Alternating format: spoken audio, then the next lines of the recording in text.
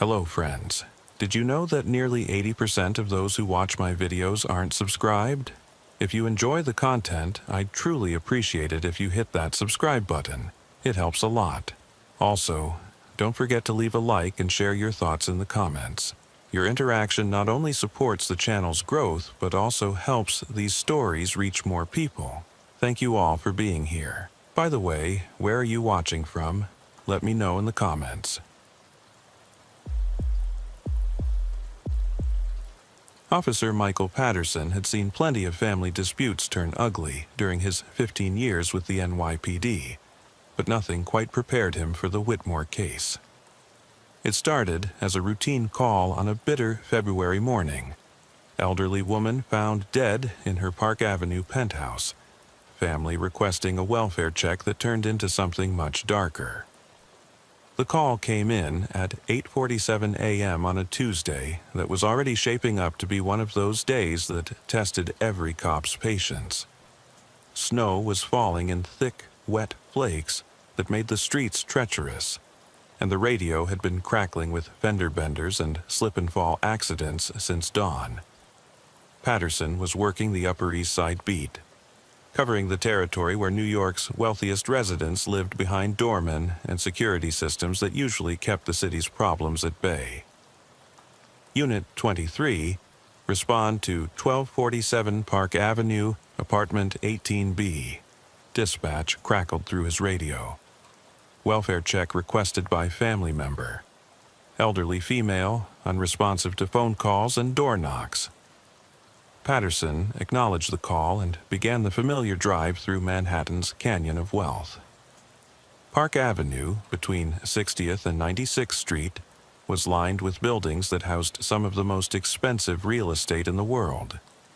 Co-ops and condominiums, where apartments sold for tens of millions of dollars, and where the average resident probably paid more in monthly maintenance fees than most New Yorkers earned in a year. 1247 Park Avenue was one of the more prestigious addresses. A pre-war building with limestone facades and the kind of architectural details that spoke of old money and established power. The doorman, a distinguished-looking man in his 60s who introduced himself as James, was waiting when Patterson arrived. "Officer, thank you for coming so quickly," James said, his voice carrying the subtle authority that came from years of managing the comings and goings of very important people. "I've been working this building for 23 years, and I've never known Mrs. Whitmore to miss her morning routine." "What's her normal routine?" "Every morning at exactly 7 o'clock, Mrs. Whitmore would come down to the lobby to collect her newspapers and check her mail.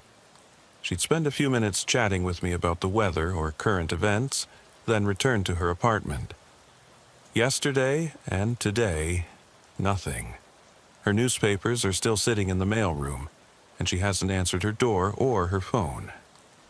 James led Patterson through a lobby that looked like it belonged in a European palace rather than a New York apartment building. Marble floors polished to mirror brightness. Crystal chandeliers that probably cost more than most people's houses. Furniture that had been crafted by artisans whose names were studied in art history classes. Everything about the space was designed to remind residents and visitors that they were in the presence of serious wealth, the kind of money that had been accumulating interest for generations. The elevator that carried them to the 18th floor was operated by hand, controlled by another uniformed employee who nodded respectfully as they rose through the building. Patterson had worked Manhattan long enough to be familiar with the rituals of wealth, but he never got used to the sheer excess of it all. These people lived in a completely different world from the one most New Yorkers inhabited, a world where money solved problems before they became problems, and where influence could make inconvenient truths disappear.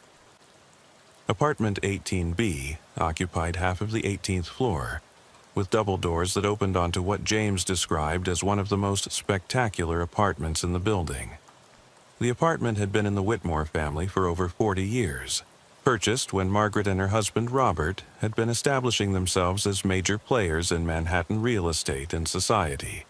But when they knocked on those impressive double doors, there was no response. James used his master key to open the door, calling out as they entered.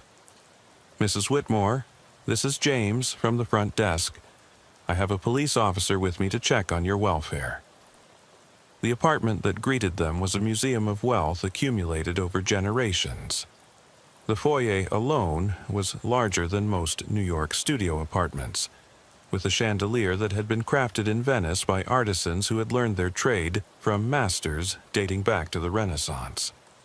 The floors were made from marble that had been quarried in Italy and transported to New York at enormous expense, and the walls were covered with silk wallpaper that had been handmade by craftsmen whose waiting lists extended for years.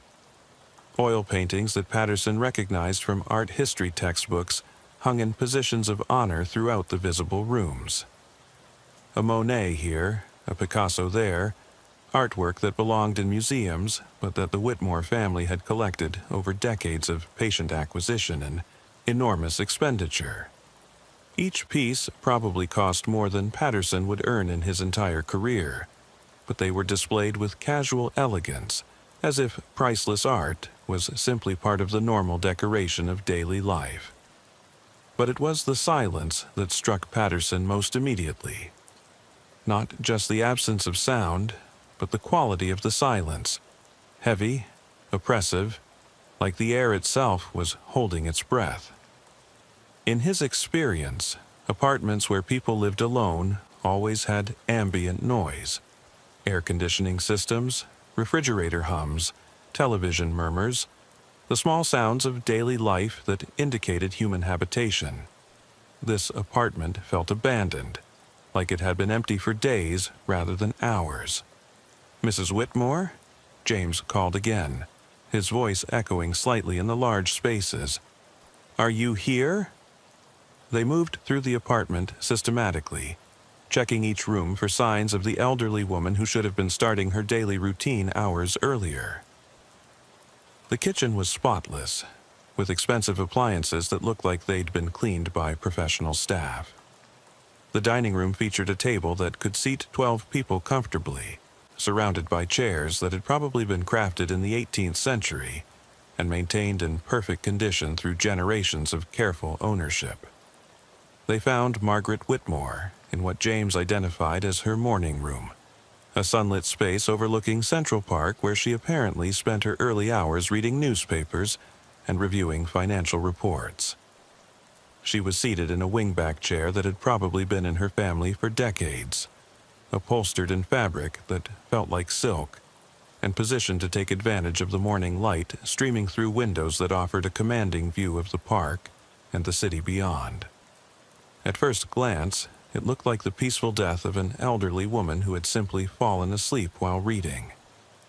Margaret Whitmore was 86 years old, according to James, and she appeared to have died without struggle or distress.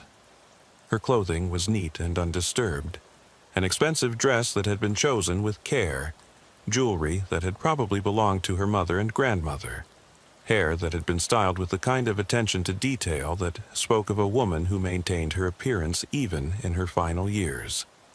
Her hands were folded in her lap, as if she'd consciously prepared herself for death, and her face showed no signs of pain or fear. A delicate china teacup sat on the table beside her chair, the tea long since grown cold, but still retaining the faint aroma of Earl Grey. Next to the teacup was a financial newspaper open to the stock market pages, reading glasses folded neatly beside it, and a small notepad where she'd apparently been making calculations related to her investment portfolio. But Patterson had responded to enough natural deaths during his career to recognize when something was wrong with the scene, and everything about Margaret Whitmore's death felt staged rather than natural. People who died suddenly, even in their sleep, rarely maintained such perfect composure. There was usually some sign of distress.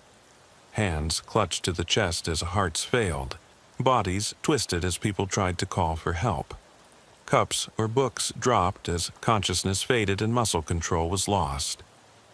Margaret Whitmore looked like she'd been posed by someone who wanted her death to appear as peaceful and natural as possible. Her position was too perfect, her expression too serene, her surroundings too carefully arranged. It was as if someone had taken great care to create a tableau of peaceful death, down to the smallest details of hand position and facial expression. James, when did you last see Mrs. Whitmore alive? Sunday afternoon, around 4 o'clock. She was returning from her weekly visit to the Metropolitan Museum of Art. She seemed perfectly normal, alert, walking steadily, carrying on a conversation about an exhibition she'd just seen. She mentioned that she was looking forward to a quiet evening at home reviewing some family documents. Did she have any health problems that you were aware of? Mrs. Whitmore was remarkably healthy for her age, officer. She walked everywhere instead of using cars or taxis, took no medications except daily vitamins, and had the energy and mental sharpness of someone 20 years younger. Her doctor had told her just last month that she had the vital signs of a 70-year-old. That's why her absence from her morning routine was so unusual and concerning. Patterson began his preliminary examination of the scene, noting details that would help him understand what had happened in this apartment between Sunday afternoon and Tuesday morning. Margaret's teacup contained what appeared to be Earl Grey tea, though there was a slightly bitter smell that didn't quite match the bergamot fragrance typically associated with that particular blend. The bitterness was subtle, barely noticeable unless someone was specifically looking for it. Her reading glasses were folded neatly on the table beside her chair, and there was a financial newspaper open to the stock market pages where she'd apparently been checking on her investments. A small notepad beside the newspaper contained calculations in her careful handwriting, showing that she'd been actively managing her substantial portfolio up until the time of her death. But what caught Patterson's attention most were Margaret's hands. While her overall appearance suggested a peaceful death, her fingernails showed signs of damage that indicated she'd been gripping something tightly in the moments before she died. The nail beds were slightly discolored, and there were faint scratches on her palms that suggested she'd been clutching something hard enough to break the skin. More concerning were the barely visible marks on her wrists that could have been caused by restraint. The marks were so subtle that they might easily be overlooked by someone who wasn't looking carefully, but they were there. Thin lines that suggested something had been wrapped around her wrists, possibly to prevent her from struggling or calling for help. James, I need you to call the medical examiner's office and request an immediate response. I also need you to contact the building security office and ask them to preserve any surveillance footage from the past 48 hours. This is now being treated as a potential crime scene, and I need everyone except essential personnel to stay out of the apartment. James looked genuinely shocked by the suggestion that Margaret's death might not have been natural. Crime scene? Officer, Mrs. Whitmore was 86 years old. Surely this was simply her time. Maybe, but I need to be thorough. In the meantime, I need you to contact Mrs. Whitmore's family members and ask them to come to the building as soon as possible. I'll need to interview them about her recent activities, her state of mind, and any concerns she might have expressed about her safety or security. While waiting for the medical examiner to arrive, Patterson conducted a systematic examination of the apartment, looking for anything that might explain how an apparently healthy 86-year-old woman had died suddenly in her morning chair. What he found painted a picture of a woman who had been living in increasing fear and paranoia over the past several months. Margaret's bedroom contained a small wall safe hidden behind a reproduction of a famous painting, positioned where it would be invisible unless someone knew exactly where to look. The safe was standing open, its contents apparently removed by someone who had forced it open using sophisticated tools. There were scratches around the lock mechanism that indicated professional work, and there were scattered papers on the floor that suggested someone had been searching through important documents with considerable urgency. The papers that remained on the floor included financial statements, insurance documents, and legal papers that appeared to relate to her late husband's estate. But there were obvious gaps in the documentation. Missing pages that had been torn out, file folders that had been emptied, and clear evidence that someone had been looking for specific documents rather than conducting a general search.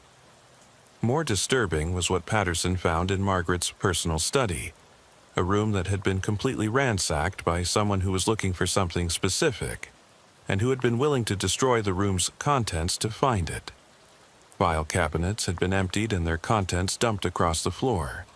Desk drawers had been pulled out entirely and overturned, and even the books on the shelves had been pulled out and examined, with many of them thrown carelessly aside.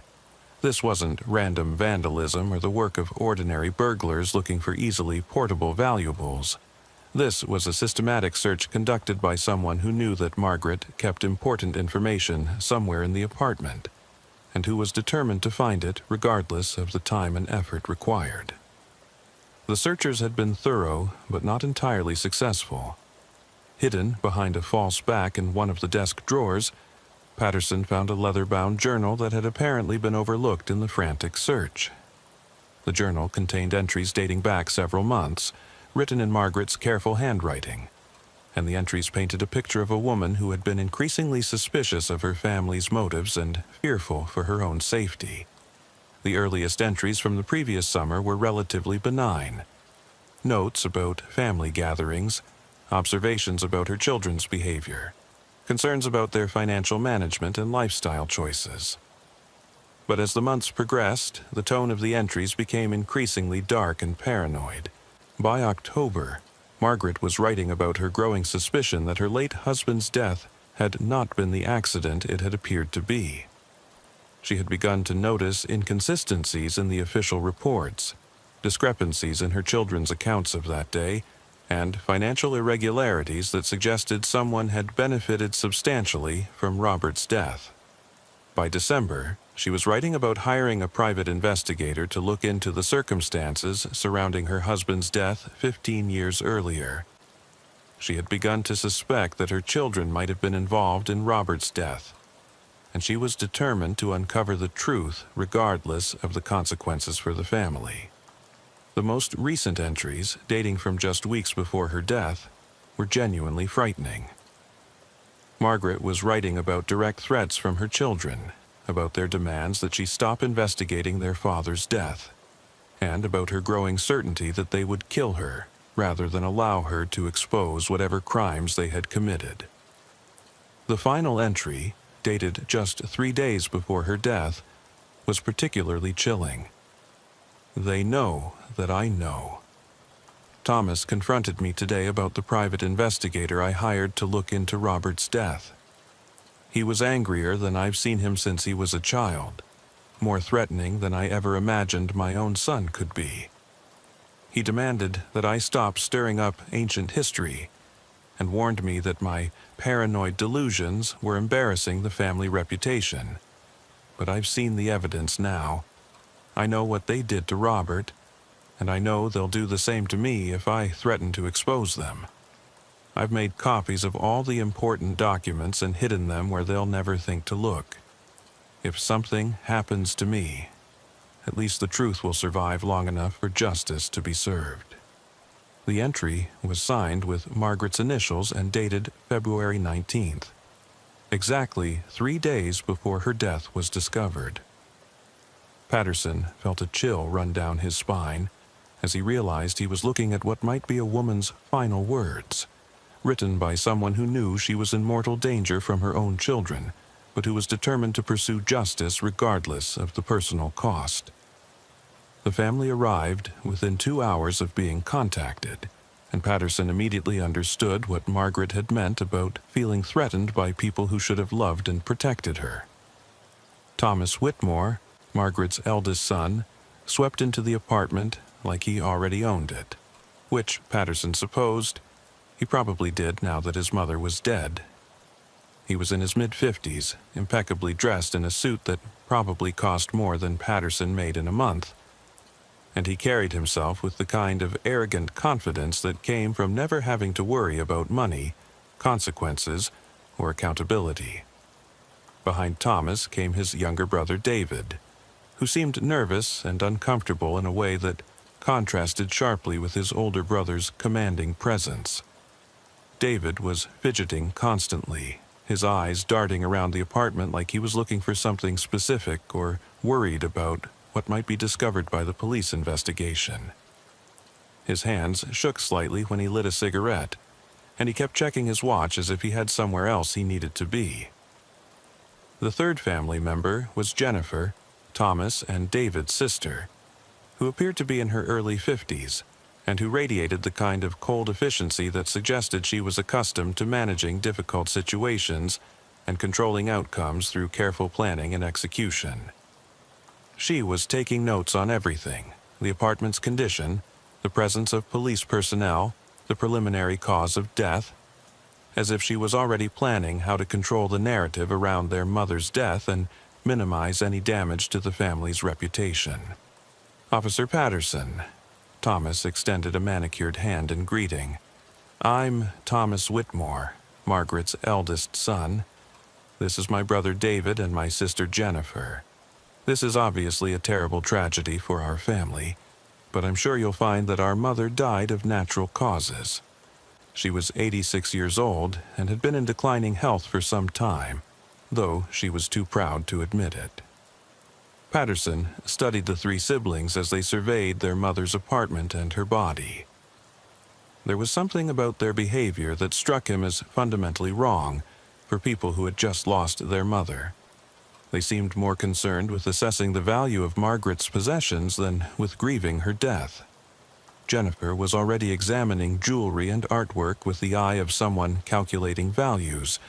David was looking through financial documents on Margaret's desk as if he was trying to understand the scope of her wealth. And Thomas was evaluating the apartment itself as if he was already planning renovations or sale. "Actually, Mr. Whitmore, I have some questions about your mother's recent activities and state of mind. The scene here suggests that her death might not have been as natural as it initially appeared. When did you last speak with her?" The three siblings exchanged glances that lasted just a fraction too long, the kind of wordless communication that suggested they had discussed this moment and prepared coordinated responses to likely questions from law enforcement. "I spoke with Mother last Tuesday," Thomas replied carefully, his voice controlled, but with an undertone that suggested he was choosing his words very deliberately. She seemed agitated about various family matters, more so than usual.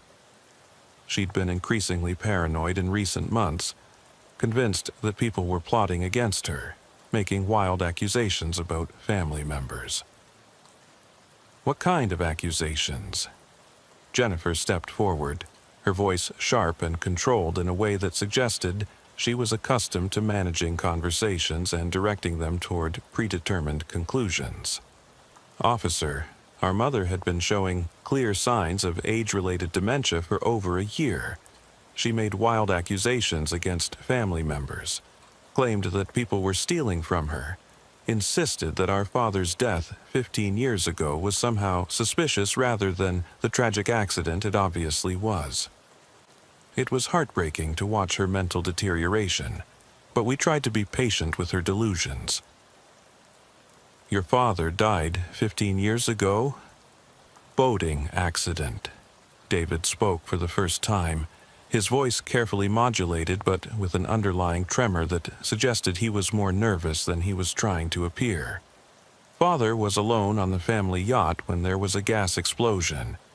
The Coast Guard and local police investigated thoroughly and concluded that it was caused by a mechanical failure, a gas leak that ignited when he started the engine. It was a terrible tragedy, but it was definitely accidental." Patterson made detailed notes about the family's responses, particularly noting how they seemed to be working together to minimize Margaret's concerns about her husband's death and attribute her suspicions to mental illness. But the journal entries he'd read suggested a woman who was quite lucid and who had specific evidence to support her fears about her family's involvement in her husband's death. "I understand your mother had been meeting with lawyers recently about changes to her will. The temperature in the room seemed to drop several degrees, and Patterson could practically feel the tension radiating from the three siblings. Thomas's jaw tightened almost imperceptibly. Jennifer's note-taking stopped abruptly, and David began fidgeting even more noticeably than before. "Mother changed her will constantly," Thomas replied after a pause that lasted just long enough to be noticeable and concerning. "It was practically a hobby of hers, I think. A way to maintain control over the family, even as she aged. She would threaten to disinherit us whenever she was displeased with something we'd done or failed to do. It was her primary method of family management." "Were you concerned about being disinherited?" "Officer?" Jennifer's voice had taken on an edge that suggested she was running out of patience with the line of questioning. "Our mother was worth approximately $200 million. Her estate includes real estate holdings, investment portfolios, artwork, and jewelry that have been in our family for generations. Of course, we were concerned about her increasingly erratic decisions regarding the distribution of that wealth, especially when those decisions seemed to be based on paranoid delusions rather than rational considerations." Patterson noted Jennifer's frank admission that the family fortune was substantial, and that they were indeed concerned about their inheritance. Most genuinely grieving children wouldn't be discussing their parents' wealth so openly, and calculating just hours after discovering the death. But the Whitmore siblings seemed more focused on financial implications than on mourning their mother, or understanding what had happened to her. "I'll need contact information for your mother's attorney and her financial advisors. I'll also need to know where each of you were yesterday evening, between 6 p.m. and midnight." David's fidgeting became noticeably more pronounced at the mention of alibis. "Why do you need to know where we were?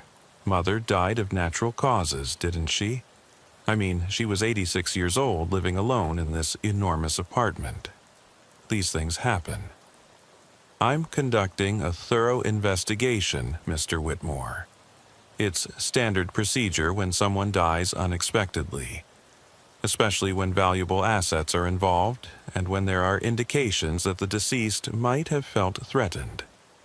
Thomas provided alibis for all three siblings without hesitation, as if he had been expecting the question and had prepared an answer in advance. They had all been at a family dinner at his estate in the Hamptons, he claimed, along with his wife Susan and several household staff members who could verify their presence throughout the evening.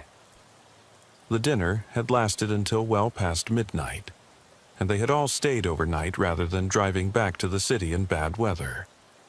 But something about the way Thomas delivered this information suggested it was a prepared response rather than a spontaneous recollection of the previous evening's activities. The details were too precise, the timeline too carefully constructed, and the supporting witnesses too conveniently positioned to provide complete alibis for all three siblings simultaneously. After the family left, promising to provide contact information for Margaret's legal and financial advisors, Patterson continued his examination of the apartment. In Margaret's bedroom, he found additional evidence that someone had been searching through her personal belongings with considerable urgency and thoroughness. Jewelry boxes had been opened and their contents examined. Important papers had been shuffled through and partially removed, and there were signs that someone had been looking for something specific rather than conducting a general search for valuables. The searchers had been systematic but not entirely successful in covering their tracks. Behind a loose baseboard in Margaret's walk-in closet, Patterson found a manila envelope that had apparently been hidden there recently. The envelope contained photocopies of financial documents, insurance papers, and what appeared to be surveillance photographs that suggested Margaret had been conducting her own investigation into her family's activities. But the most significant discovery came when Patterson found Margaret's personal address book, which contained contact information for a private investigator named Linda Mitchell. Next to Mitchell's name, Margaret had written several notations in her careful handwriting. "Working on Robert's case has found crucial evidence.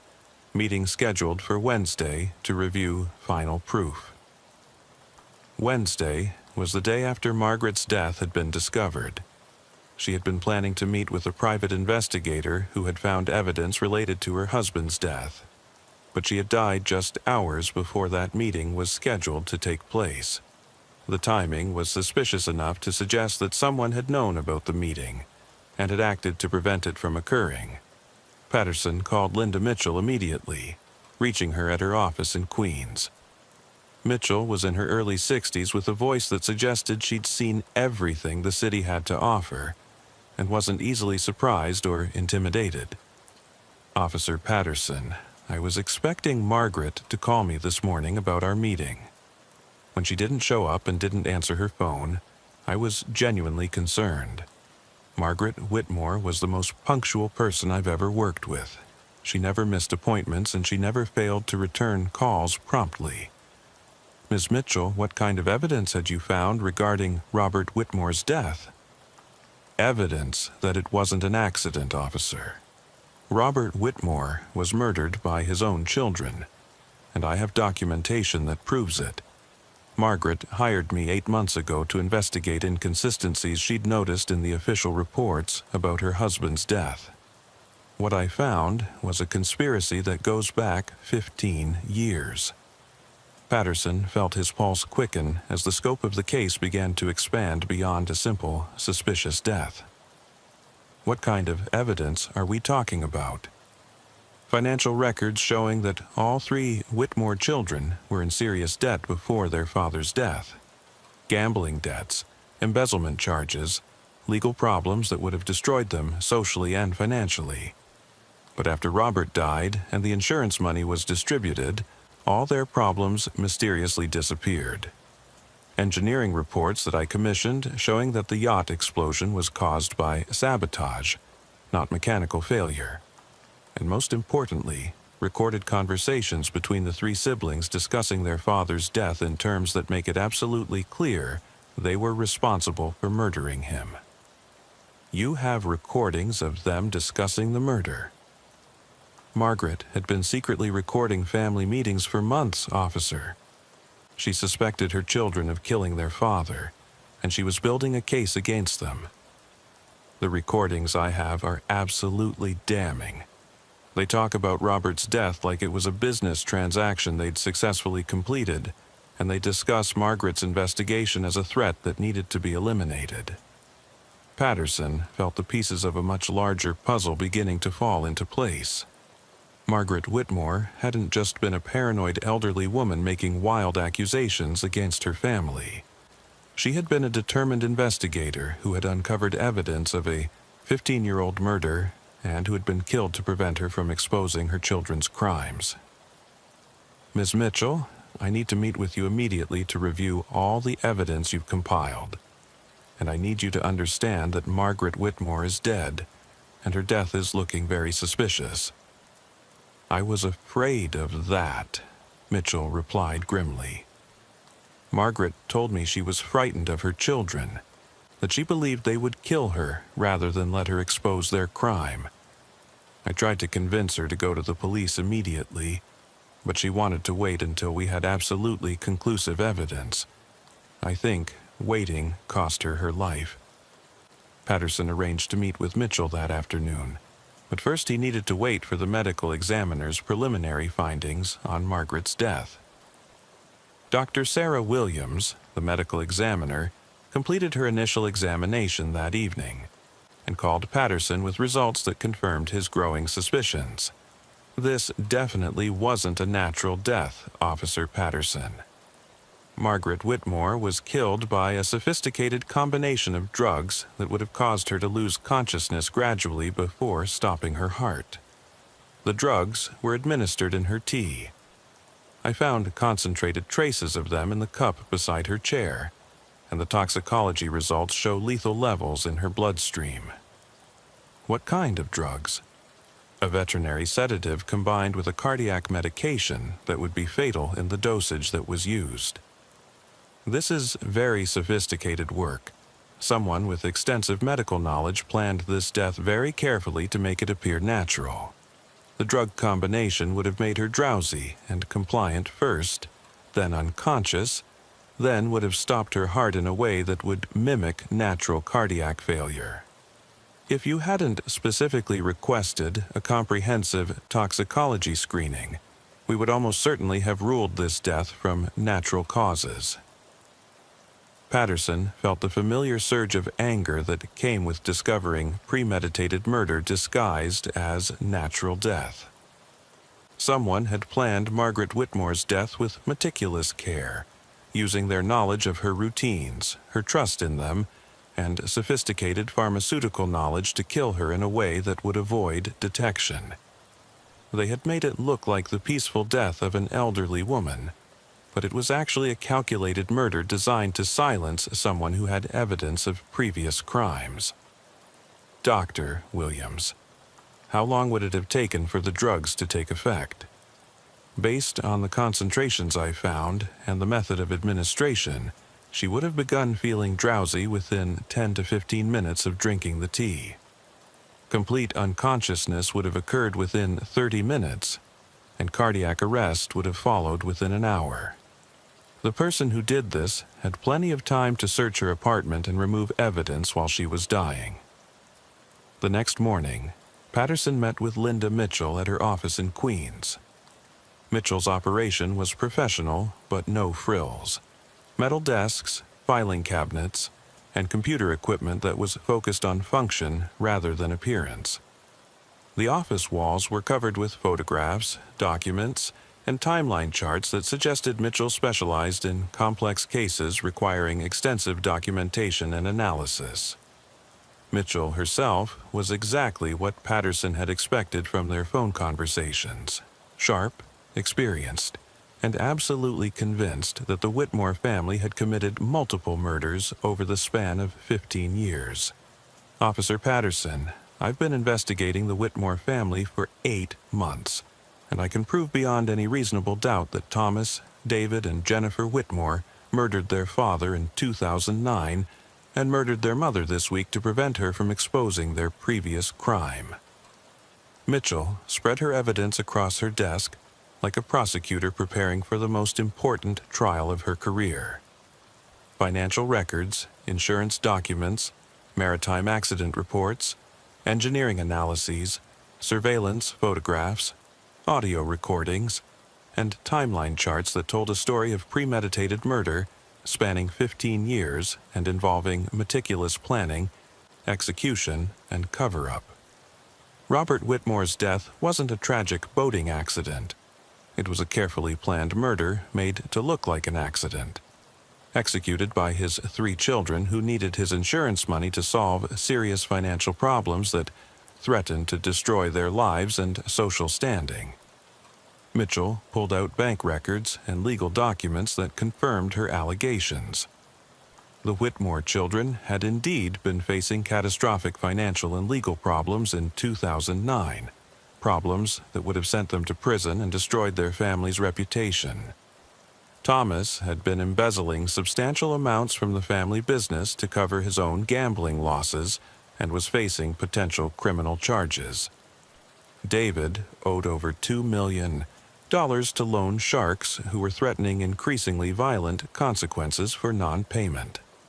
Jennifer had been involved in an elaborate art forgery scheme that was about to be exposed by federal investigators, with charges that could have resulted in decades in federal prison.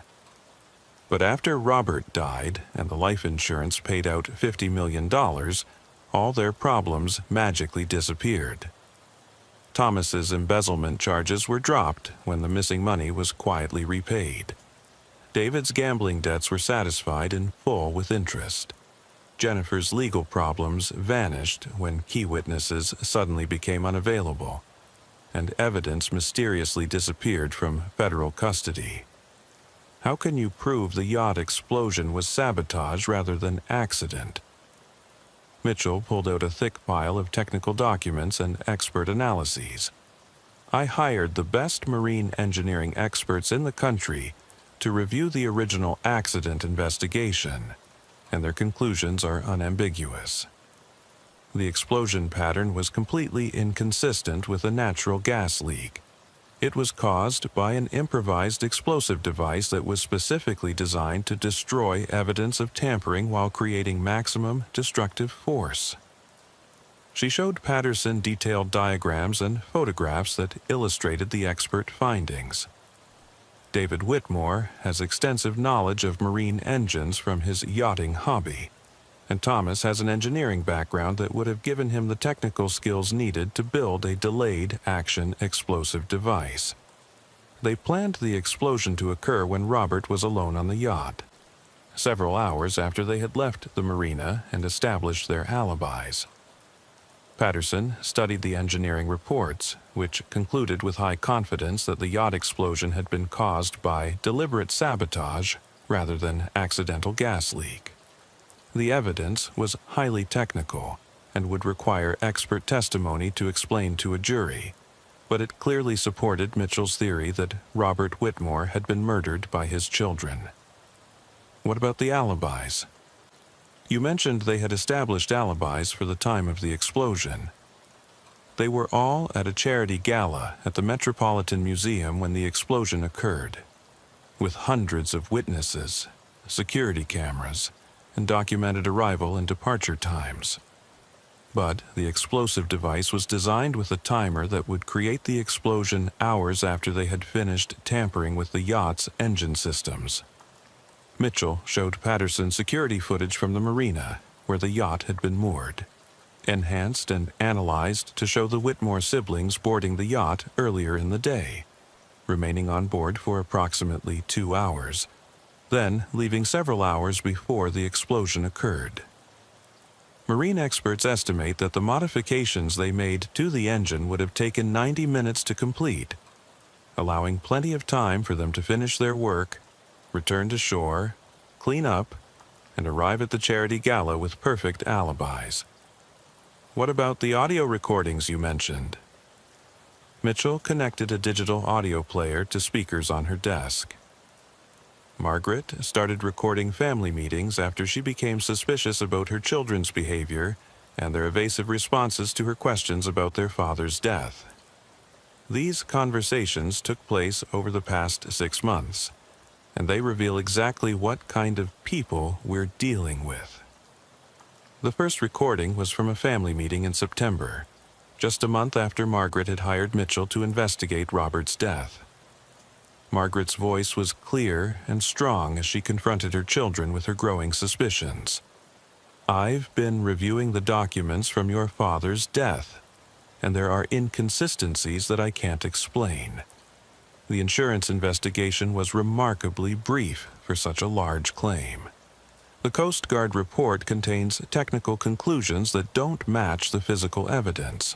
And most disturbing, the three of you have given different accounts of that day's events when I've asked you about them separately. Thomas's response was measured but with an undertone of irritation. "Mother, you're looking for problems where none exist." Father's death was investigated thoroughly by multiple agencies, all of whom concluded that it was a tragic accident. Then explain to me why all three of you had your debts paid off within weeks of receiving the insurance money. Thomas, your gambling losses disappeared. David, your loan shark problems vanished overnight. Jennifer, your legal troubles evaporated. That's an awful lot of coincidences. Jennifer's voice was sharp, with barely controlled anger. "Mother, we used our inheritance to solve financial problems. That's what inheritance is for. There's nothing suspicious about children using money left by their father to improve their financial situations. But your father hadn't left you that money. You inherited it because he died unexpectedly. And he died just when all three of you desperately needed large amounts of cash to solve problems that could have destroyed your lives." David's voice was shaking with what sounded like genuine fear. "Mother, what exactly are you suggesting? That we killed our own father? I'm suggesting that the evidence points toward something other than accident, and I want to understand what really happened on that yacht." The recording continued for another 30 minutes. with the three siblings alternately denying Margaret's accusations and expressing increasing frustration with her investigation. But what was most chilling to Patterson was the cold, businesslike way they discussed their father's death. Not with grief or sadness, but with annoyance that their carefully constructed story was being questioned. The second recording was from a family meeting in November, after Mitchell's investigation had begun to produce substantial evidence. Margaret's tone had become more accusatory, and her children's responses had become more threatening. "Margaret, I've hired a private investigator to look into your father's death, and she's found evidence that contradicts the official accident report. Engineering experts have concluded that the yacht explosion was caused by sabotage, not mechanical failure." Thomas: "Mother, you're wasting money on conspiracy theories. Even if these so-called experts have found irregularities, that doesn't prove anything, except that investigations conducted 15 years ago might not have used the most advanced techniques available today." Margaret: "The experts are quite certain that someone tampered with the yacht's engine system. Someone with knowledge of marine engines and access to explosive materials. Someone who knew exactly when your father would be using the yacht and who had the opportunity to plant a delayed action device." Jennifer: "Even if that were true, Mother, and I'm not saying it is, what would be the point of destroying our family over something that happened 15 years ago? Nothing we do now will bring Father back." Margaret: "The point would be justice. The point would be ensuring that murder doesn't go unpunished, even when it's committed by people who think their wealth and social position make them untouchable." David: "Mother, please think about what you're doing. These accusations could destroy our family's reputation, destroy businesses that employ hundreds of people, destroy charitable foundations that help thousands of people every year." Margaret: "Our family's reputation was destroyed the day you murdered your father. I'm just making sure the truth finally comes to light." Thomas: "If you continue down this path, Mother, there will be consequences. Legal consequences for defamation, financial consequences for the family business, social consequences for all of us. Are you prepared to accept the responsibility for destroying everything our family has built?" Margaret: "Are you threatening me, Thomas?" Thomas: "I'm explaining reality to you. Actions have consequences, and you need to consider what the consequences of your actions might be for everyone involved." The recording ended with the sound of chairs scraping and footsteps as the three siblings left the apartment. Margaret could be heard talking to herself in a voice that was shaking with either fear or rage. "They killed Robert, and now they're threatening to kill me. But I have evidence now. I have proof. They won't get away with it this time." The third recording was from a family meeting just 2 weeks before Margaret's death, and it was the most disturbing of all. By this point, Margaret had assembled enough evidence to present a compelling case for murder, and her children's responses had become openly threatening. Margaret: "I've scheduled a meeting with the Manhattan District Attorney for next Friday.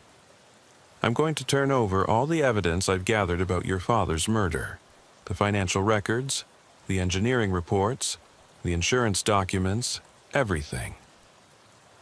The silence that followed lasted for nearly 30 seconds before Thomas responded, his voice cold and controlled. "Mother, I strongly advise you to reconsider that decision. The consequences could be very serious for everyone involved." Margaret: "The consequences were serious 15 years ago when you murdered your father. Now it's time to face those consequences." Jennifer: "Mother, if you go to the DA with these accusations, you'll be opening yourself up to serious legal liability. Defamation lawsuits, criminal charges for filing false reports, psychiatric evaluation for making delusional accusations against your own children." Margaret: "Delusional?" I have documented evidence of your crimes. Financial records that show your debts and the timing of their payment. Engineering reports that prove the yacht explosion was sabotage. Insurance records that show how quickly and quietly the claim was paid. David. Mother, even if some of that evidence suggests irregularities, it doesn't prove that we killed Father. There could be innocent explanations for all of it. Margaret. Innocent explanations. David, you owed $2 million to people who break legs for late payments. Thomas, you had embezzled $300,000 and were about to be prosecuted. Jennifer, you were facing federal charges that would have sent you to prison for 20 years. All three of you desperately needed money, and all three of you had the knowledge and opportunity to sabotage your father's yacht. Thomas, if you go through with this, Mother, you'll regret it for the rest of your life. However long that might be. The threat in Thomas's voice was unmistakable, and Margaret clearly understood the implication. Her response showed remarkable courage in the face of intimidation from her own children. Are you threatening to kill me, Thomas? Just like you killed your father. Jennifer, nobody's threatening anyone, Mother. We're just pointing out that your actions will have consequences for the entire family, including yourself. Margaret, the only consequences I'm concerned about are the ones you'll face when you're convicted of murder. I have enough evidence to put all three of you in prison for the rest of your lives, and I intend to see that justice is finally served. Thomas, Mother, you need to understand something. We've built lives, careers, families, charitable foundations on the money from Father's insurance. If you destroy that, you'll be destroying the lives of hundreds of innocent people, our spouses, our children, our employees, the beneficiaries of our charitable work. Margaret, you built all of that on blood money for murdering your father. If it's destroyed, it should be destroyed. It was never legitimate to begin with. David, what do you want from us, Mother? What would it take for you to drop this investigation? Margaret, I want you to confess to what you did. I want you to turn yourselves into the police. I want you to face the consequences of your actions like adults, instead of hiding behind wealth and influence. Jennifer, that's never going to happen. We're not going to destroy our lives to satisfy your need for justice over ancient history. Margaret, then I'll destroy them for you. The meeting with the DA is scheduled for Friday morning at 10 o'clock. I suggest you use the time between now and then to prepare for the rest of your lives in prison.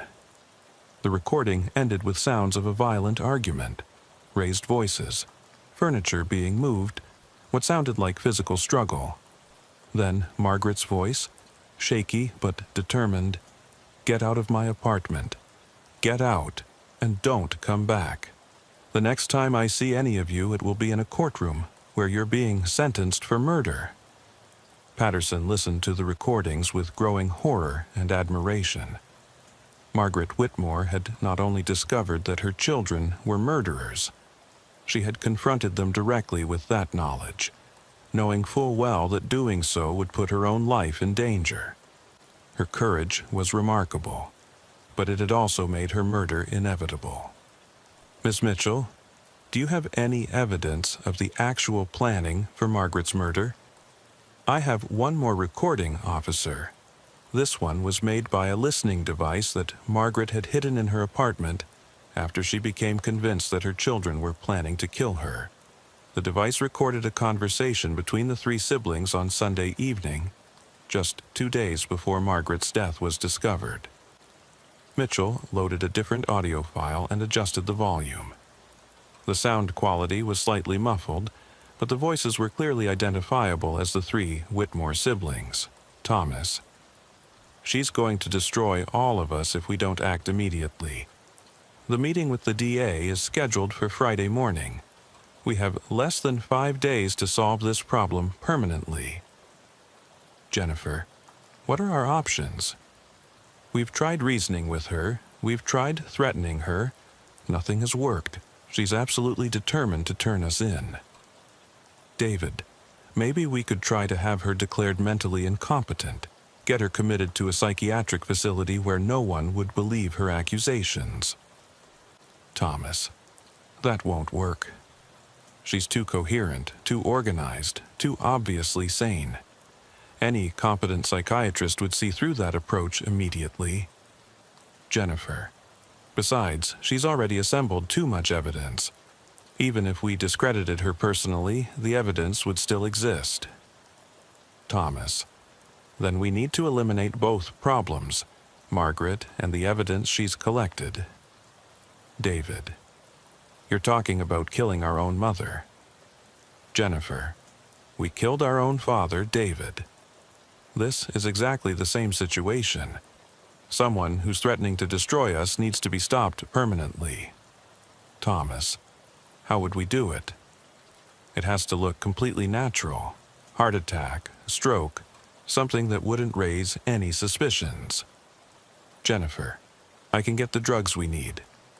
The right combination of sedatives and cardiac medications would stop her heart without leaving obvious traces. It would appear to be natural death from old age. David, when? Thomas, Tuesday morning. Margaret follows the same routine every day. She has her morning tea while reading the financial newspapers. If we put the drugs in her tea, she'll lose consciousness gradually, and her heart will stop within an hour. Jennifer, what about the evidence? We need to search the apartment and find everything she's collected. Documents, recordings, copies she might have hidden. Thomas, we'll have time for that while the drugs are taking effect. Margaret will be unconscious but still alive for 30 to 40 minutes, giving us time to search the apartment thoroughly. David, this is insane. We're talking about murdering our mother. Thomas, we're talking about protecting our families, our businesses, our charitable foundations, and our freedom. Margaret has forced this choice on us by threatening to destroy everything we've built. Jennifer, David, if we don't act, we'll spend the rest of our lives in prison.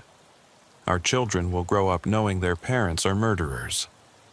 Our spouses will be destroyed by scandal. Hundreds of employees will lose their jobs. Thousands of people who benefit from our charitable work will suffer. Thomas, Margaret is 86 years old, David. She's had a full life. If we don't stop her, she'll destroy the lives of everyone connected to our family.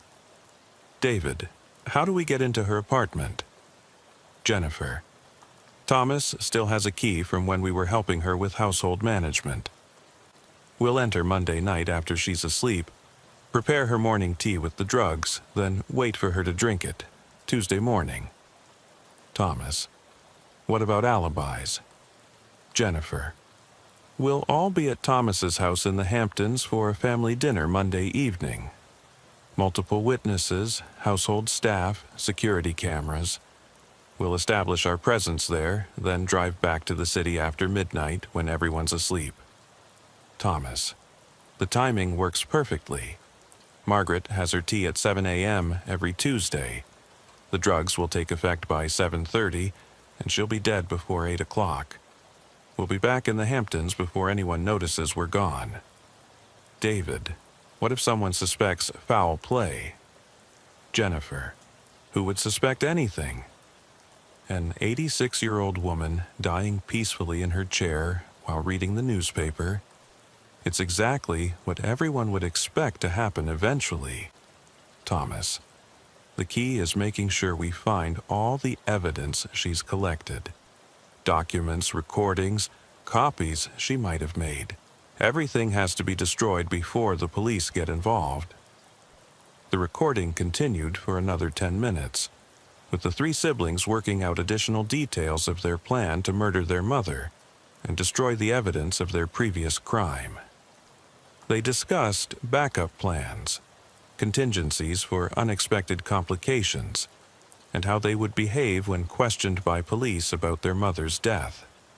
It was a complete roadmap to murder, recorded by the intended victim and preserved as evidence that would ultimately convict her killers. Patterson had heard enough confessions during his career to recognize authenticity, and this wasn't speculation or circumstantial evidence. This was 3 people planning their mother's murder in methodical detail, captured on digital audio that would be impossible for any defense attorney to explain away. Ms. Mitchell, this evidence is absolutely devastating. Why didn't Margaret take it to the police immediately, instead of waiting for her meeting with the DA? She wanted to have everything perfectly organized and documented before she made her accusations.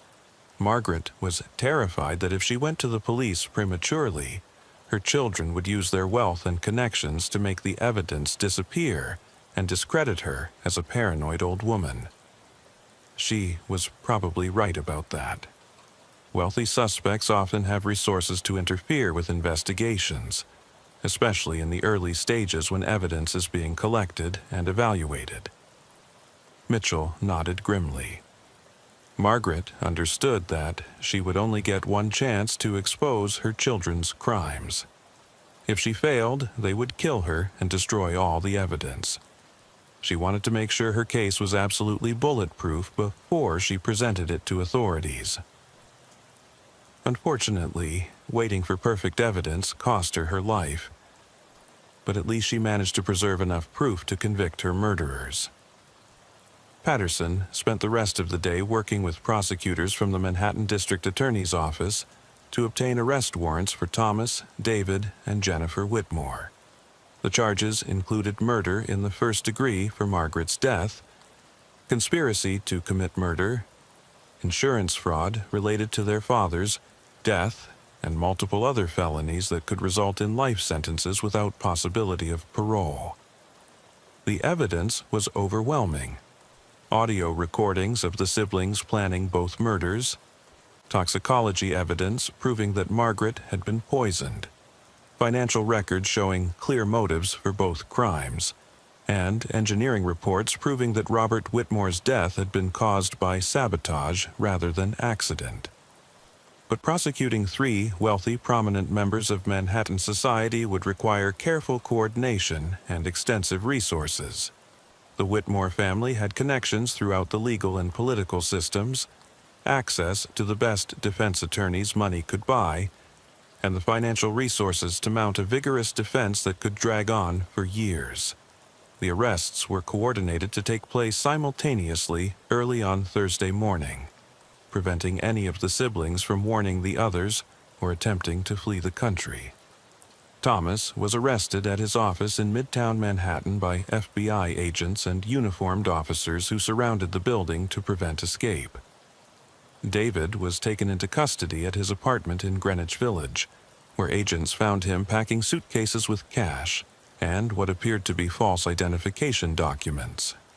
Jennifer was apprehended at her art gallery in Soho, where she was in the process of liquidating valuable artwork that could have provided funding for extended flight from prosecution. All 3 were charged with multiple counts of murder and held without bail due to the severity of the charges and the substantial risk that they would flee the jurisdiction. The media attention was immediate and intense. The Whitmore name had been synonymous with New York high society for over a century, and seeing 3 members of the family led away in handcuffs for murdering their parents was the kind of scandal that dominated news coverage for months.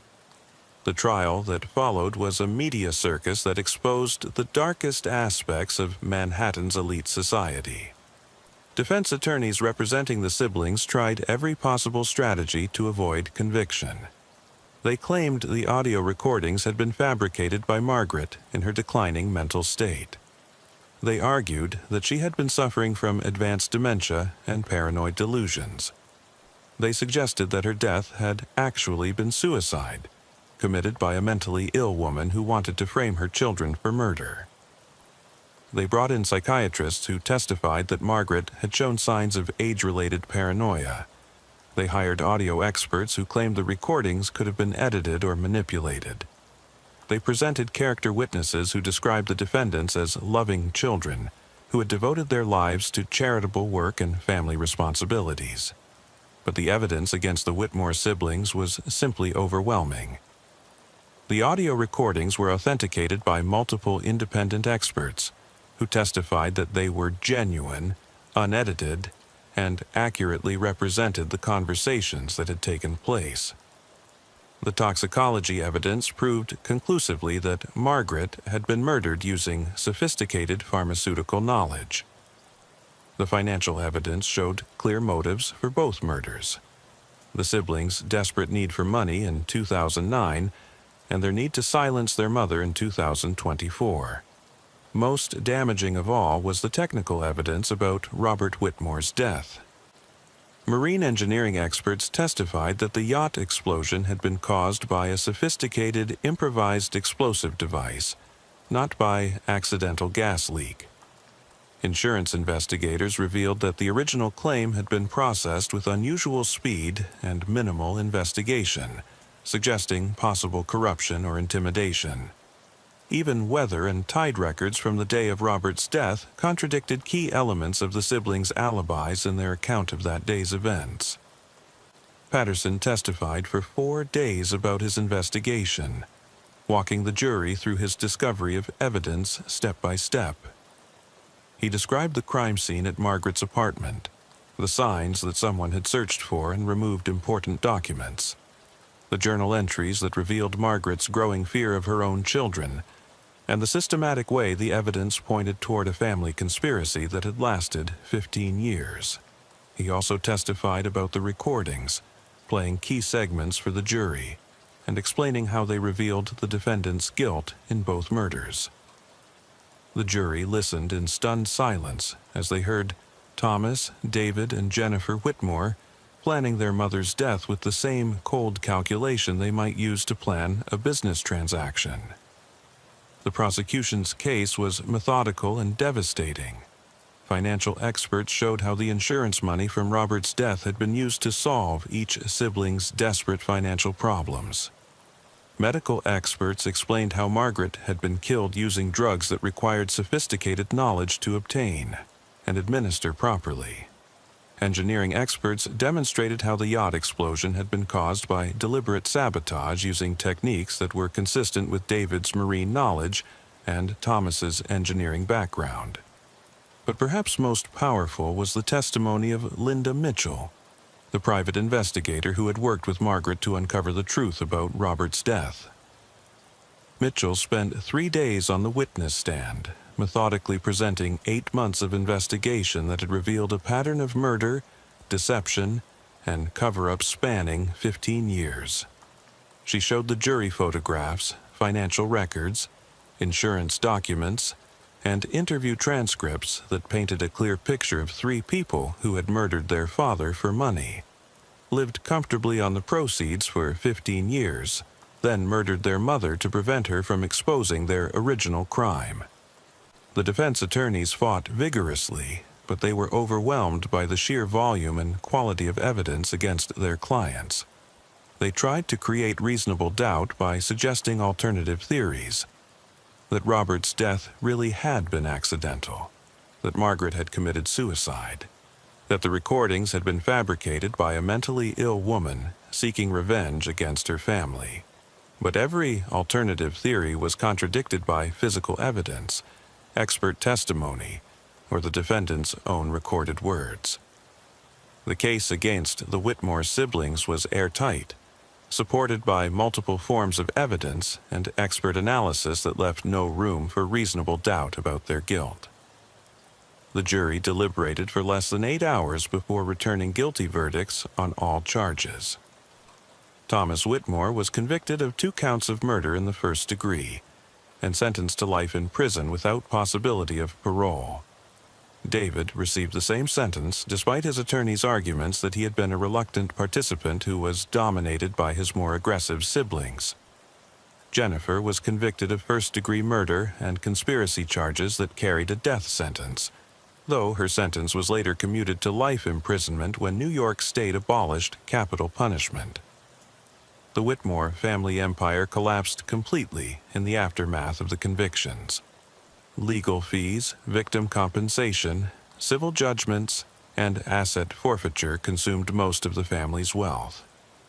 Real estate holdings were sold to pay debts and legal expenses.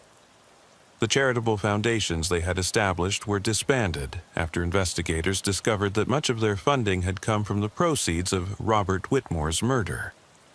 The Park Avenue penthouse where Margaret had lived and died was sold and converted into luxury condominiums.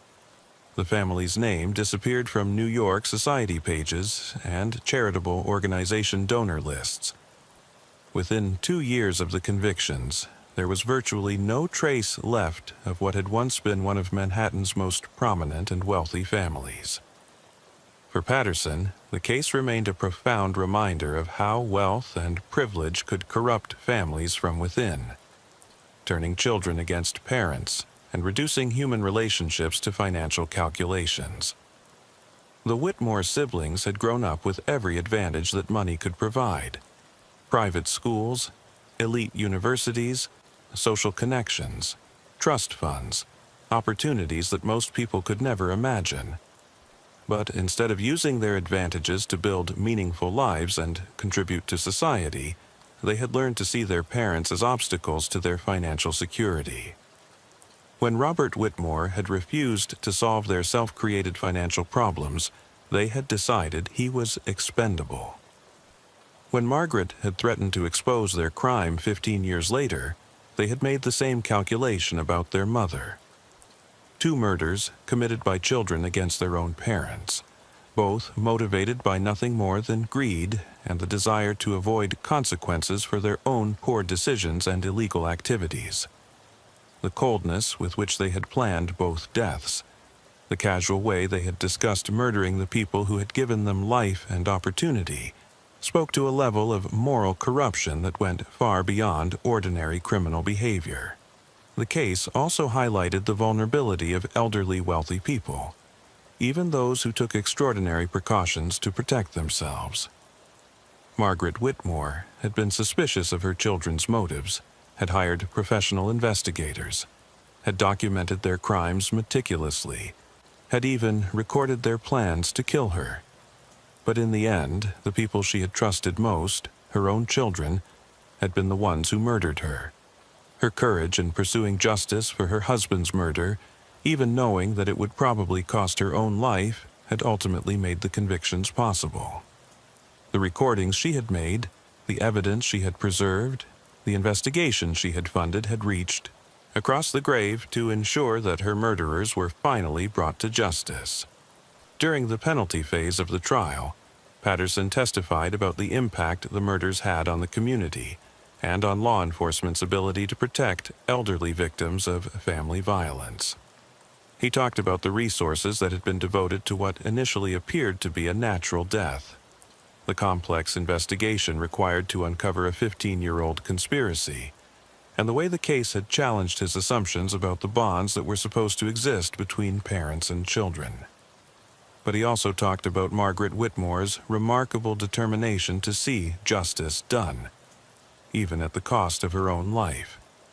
Her refusal to be intimidated by her children's threats, her insistence on documenting their crimes, her willingness to confront them directly with evidence of their guilt, had made their convictions possible.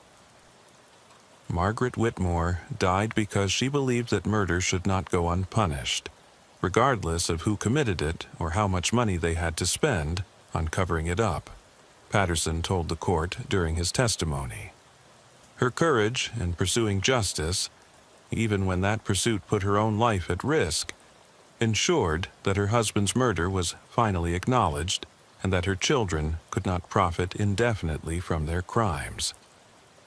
The case became required study material at police academies and law schools across the country, used to teach investigators about recognizing staged crime scenes, conducting thorough interviews with wealthy suspects, and understanding that financial motives for murder could persist for years or decades after the original crime. Patterson was invited to speak about the investigation at law enforcement conferences and training seminars, sharing the techniques he had used to uncover evidence of a conspiracy that had been hidden for 15 years. He emphasized the importance of thorough crime scene analysis, careful examination of physical evidence, and the need to consider financial motives when investigating deaths involving wealthy families. But for Patterson personally, the Whitmore case was most significant as a reminder that evil could exist anywhere, in any family, behind any facade of respectability and wealth. Every time he responded to calls involving elderly deaths with wealthy relatives, he thought about Margaret Whitmore and the evidence she had hidden throughout her apartment. Every time he interviewed family members who seemed more concerned with inheritance than with grief, he remembered the cold calculation with which the Whitmore siblings had planned their mother's death. Every time he encountered suspects who believed their money and social status made them untouchable, he thought about Thomas, David, and Jennifer Whitmore sitting in prison cells, serving life sentences for murdering the people who had loved them most. 3 years after the convictions, Patterson was promoted to detective and assigned to the Major Case Squad, where he specialized in complex investigations involving wealthy families and sophisticated financial crimes. The skills he had developed during the Whitmore investigation, patience, attention to detail, skepticism about surface appearances, and the ability to follow financial evidence across multiple years and jurisdictions, served him well in cases where money and power were used to conceal criminal activity. He never forgot the lessons Margaret Whitmore had taught him about the importance of listening to victims, even when those victims could only speak through evidence they had left behind. Her meticulous documentation, her hidden recordings, her refusal to be silenced by threats or intimidation had made justice possible in a case that could easily have been dismissed as natural death. The case was officially closed, but its impact on Patterson's approach to investigations would last for the rest of his career. He had learned that money didn't make people better or worse. It just gave them more resources to act on their true nature. And sometimes that true nature was far darker than anyone wanted to admit. The Whitmore case had started as a routine welfare check and evolved into one of the most complex murder investigations in NYPD history. It had exposed crimes spanning 15 years, involved millions of dollars in insurance fraud, and ultimately resulted in life sentences for 3 people who had thought their wealth and connections made them immune to the consequences of murder. But for Patterson, the case would always be remembered as the story of an elderly woman who had refused to let her husband's murder go unpunished, even when seeking justice meant confronting her own children and ultimately sacrificing her own life. Margaret Whitmore had paid the ultimate price for her pursuit of truth, but her courage and determination had ensured that justice was finally served. The Whitmore name had once been synonymous with Manhattan high society, charitable giving, and business success. After the trial, it became synonymous with greed, murder, and the ultimate corruption of family bonds by wealth and selfishness. The family that had once been celebrated in society pages was now studied in criminology textbooks as an example of how privilege and money could create monsters. Sometimes justice comes from courtrooms and legal proceedings. Sometimes it comes from careful police work and thorough investigations. And sometimes, as Patterson had learned from the Whitmore case, justice comes from victims who refuse to stay silent, even after death. Margaret Whitmore's voice had reached across the grave to convict her killers, ensuring that 15 years of lies, cover-ups, and murder were finally brought to an end. Officer William Thompson thought he'd seen every kind of insurance scam during his 12 years working Brooklyn streets. Fake slip and falls, staged rear-end collisions, elaborate medical fraud schemes. All of it designed to milk insurance companies for easy money. But the case that started with a routine traffic accident on Fulton Street would expose a network so sophisticated and brutal that it changed everything Thompson thought he knew about organized crime in New York. The call came through dispatch at 9:23 a.m. on a rainy Tuesday morning in early March. three-car accident at the intersection of Fulton and Bedford. Multiple injuries reported. Ambulances requested. Thompson had been patrolling the Bedford-Stuyvesant area for 6 years, and he knew that intersection well. Poor visibility during bad weather, aggressive drivers running lights to beat the change, and the constant mix of commercial delivery trucks and residential traffic created perfect conditions for accidents.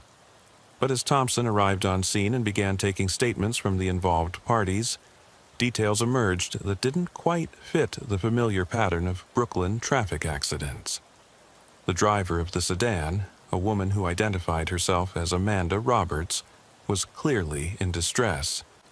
She was holding her neck with both hands, complaining of severe back pain, and requesting immediate medical attention in a voice that was shaking with what appeared to be genuine fear. She claimed she'd had the green light when the delivery truck T-boned her vehicle, and she seemed authentically shaken by the violence of the collision. Her passenger, a man named Christopher Williams, was also claiming significant injuries. He was holding his head and complaining of severe headaches, dizziness, and blurred vision that he said had started immediately after impact. Both passengers were describing symptoms consistent with serious whiplash and potential concussion. Exactly the kinds of injuries that would justify extensive medical treatment and substantial insurance claims. The truck driver, Michael Davis, told a completely different story. He insisted with obvious sincerity that he'd had the green light, that the sedan had run the red and caused the entire accident. Davis seemed genuinely distraught about the collision, apologizing repeatedly to the injured parties, even though he maintained that the accident wasn't his fault. What bothered Thompson from the very beginning was something subtle about the behavior of the supposedly injured parties. Instead of being angry at the truck driver or upset about their damaged vehicle, Amanda and Christopher seemed almost prepared for what was happening. They had specific questions about the accident report that most genuine accident victims wouldn't think to ask. They requested detailed information about insurance claim procedures with a familiarity that suggested previous experience. Most telling, they already had the names and phone numbers of personal injury attorneys written down on pieces of paper they produced from their wallets within minutes of the collision. Thompson had dealt with enough legitimate accident victims to know that most people were either too shaken to think about legal representation immediately, or they asked friends and family for referrals to attorneys they trusted. Having contact information for multiple personal injury lawyers ready immediately after an accident suggested a level of preparation that was suspicious. Even more concerning was the timing and specificity of their medical response. Before Thompson had even finished taking their statements, Amanda was on her cell phone with someone she identified as her doctor, providing a detailed description of her injuries and symptoms.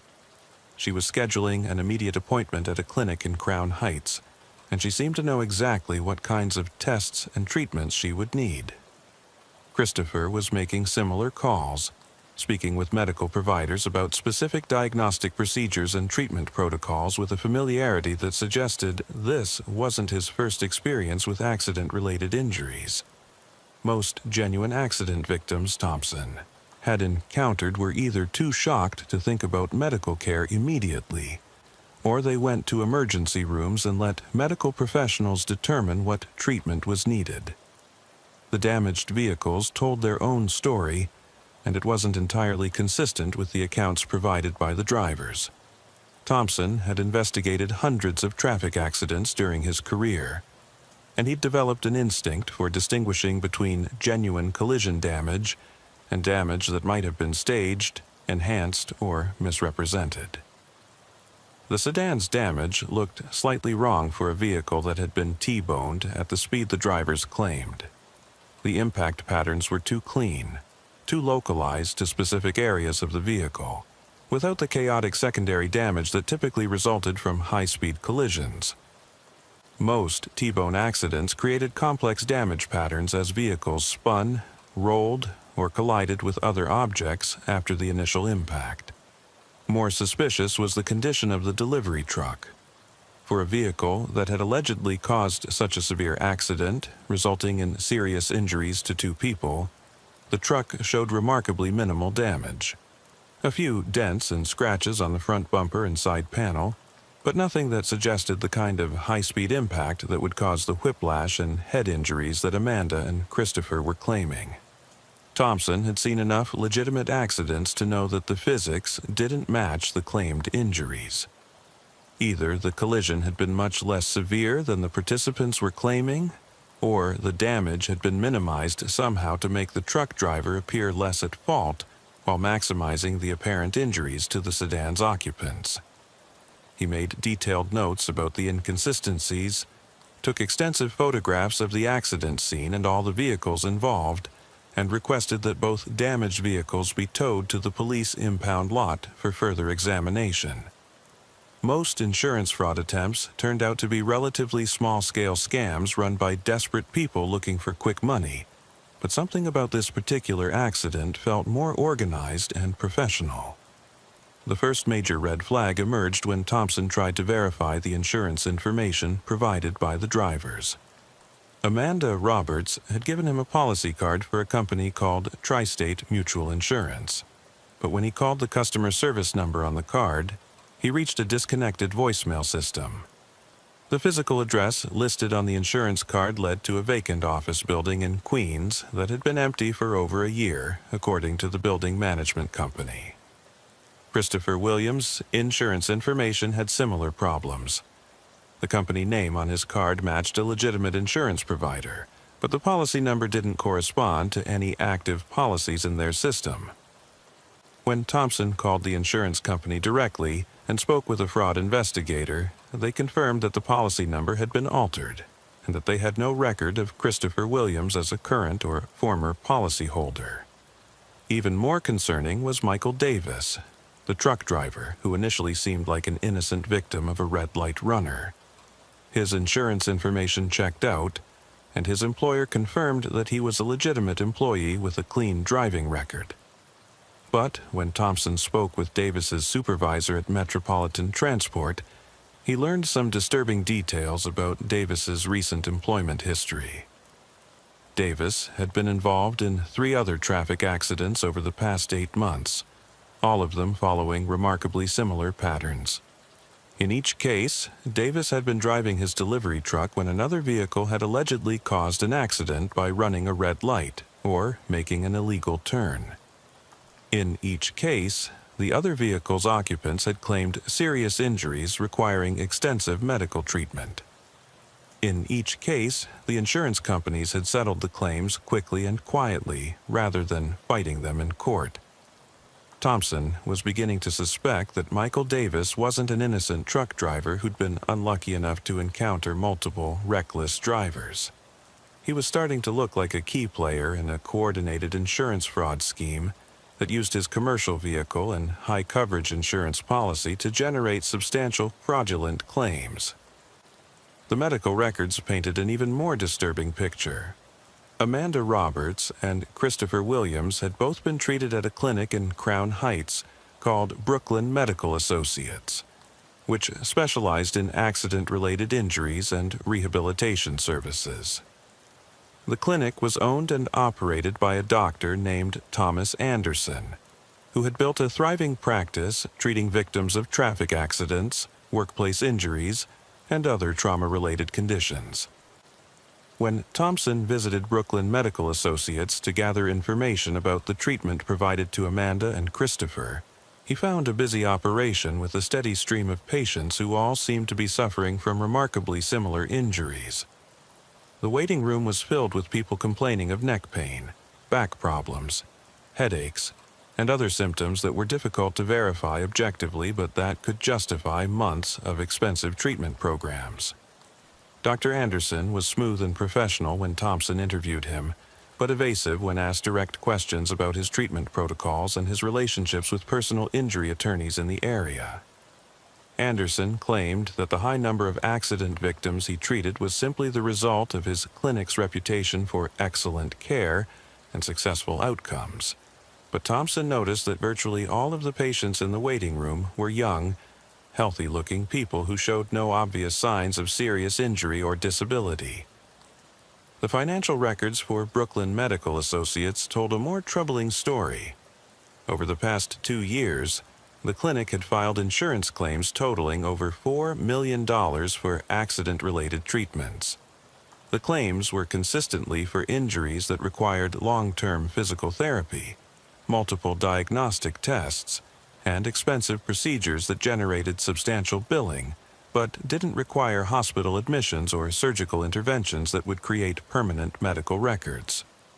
Thompson was looking at a sophisticated medical fraud operation that used staged accidents to generate a steady stream of patients, who were then treated for exaggerated or entirely fabricated injuries that justified massive insurance payouts.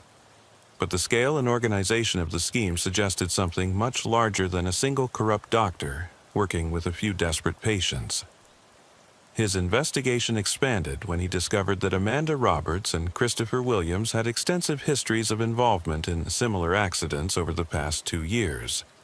Using different vehicles, different locations, and different insurance companies, but always following the same basic pattern. They were passengers or drivers in accidents that resulted in substantial injury claims and insurance settlements that were paid out quickly to avoid lengthy investigations.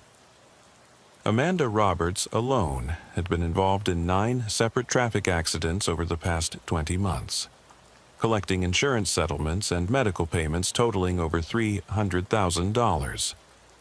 She had been treated by dozens of different medical providers across Brooklyn and Queens, always for injuries that were difficult to verify, but that required extensive and expensive treatment programs. Christopher Williams had an even more extensive history, with 14 documented accidents and insurance payouts exceeding $400,000 over the same time period. He had been treated by medical providers throughout the New York metropolitan area, and his claimed injuries had become progressively more severe and costly to treat as he gained experience in the fraud network. These weren't accident victims who had been unlucky enough to be injured multiple times. They were professional insurance fraud participants who made their living by staging collisions and faking injuries with the systematic precision of any other criminal enterprise. Thompson's investigation took a more dangerous turn when he tried to interview Amanda Roberts at the address she had provided on her insurance documents. The apartment building existed, but the superintendent told him that no one by that name had ever lived there. The apartment number Amanda had given corresponded to a unit that had been vacant for over 6 months, and the building's management company had no record of anyone matching her description ever applying for tenancy. Christopher Williams' address led to similar results. The street address was real, but it belonged to a commercial laundry facility that had been operating at that location for over 20 years.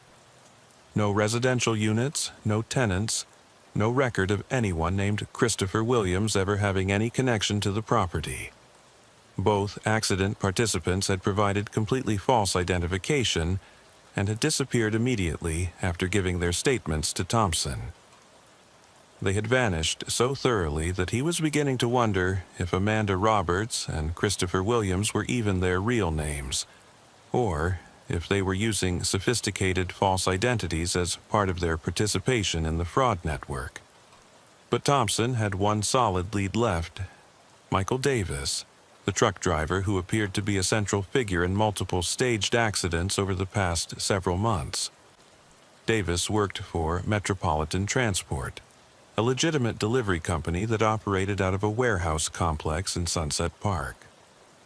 When Thompson arrived at the company's headquarters to interview Davis more thoroughly, he found what appeared to be a normal commercial operation with dozens of trucks and drivers engaged in routine delivery services throughout Brooklyn and Queens.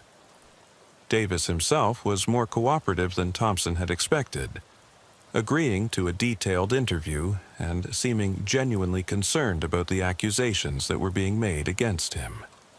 He appeared confused and frightened by the suggestion that he might be involved in insurance fraud, and his reactions seemed authentic rather than calculated. "Officer Thompson, I swear on my mother's grave that I had no idea those accidents were being staged, Davis said, sitting in the break room of the delivery company with his supervisor present as a witness. I thought I was just having the worst run of bad luck in driving history. You know how Brooklyn traffic is. People run red lights constantly. Nobody pays attention to what they're doing. Accidents happen all the time. Michael, you've been involved in 4 accidents in 8 months, all following the exact same pattern. That's not bad luck, that's a statistical impossibility. Davis looked genuinely puzzled and increasingly frightened as the implications of Thompson's questions became clear to him. Are you saying that someone was deliberately causing these accidents? That the other drivers were trying to get hit by my truck on purpose?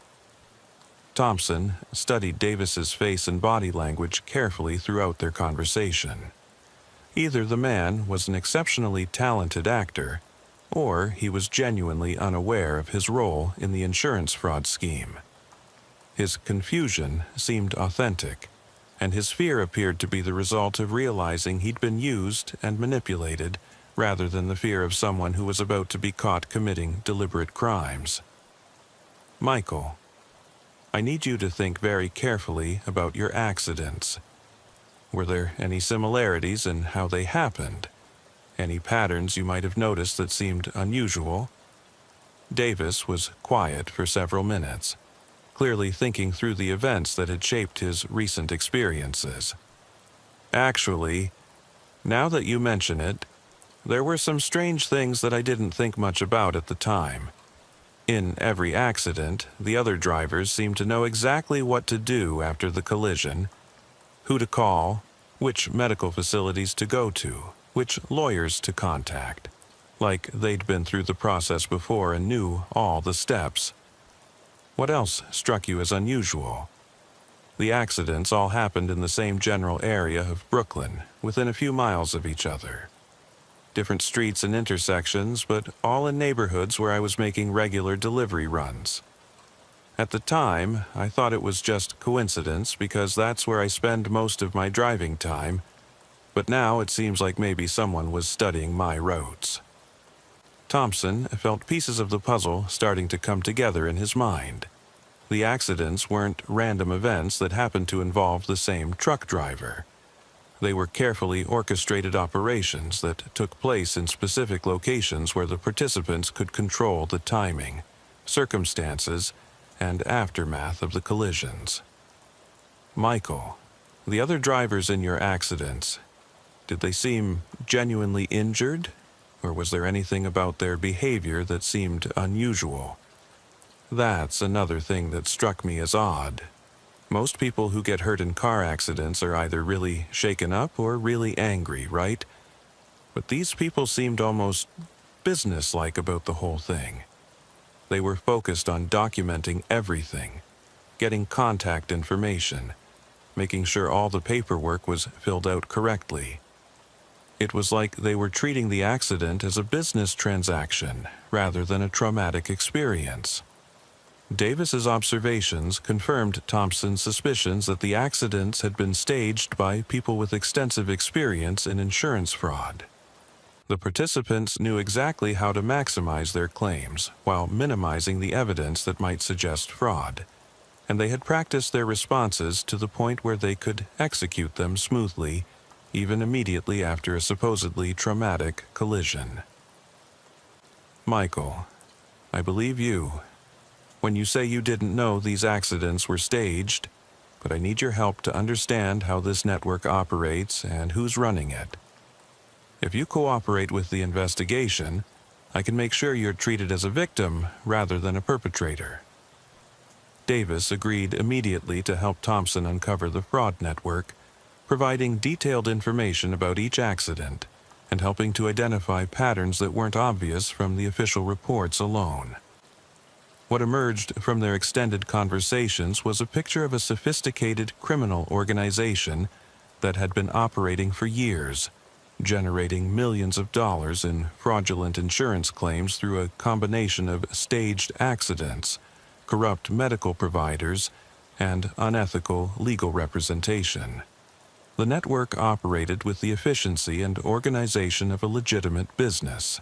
Professional accident participants like Amanda Roberts and Christopher Williams were recruited from economically disadvantaged communities and trained to convincingly fake injuries and navigate the insurance claims process.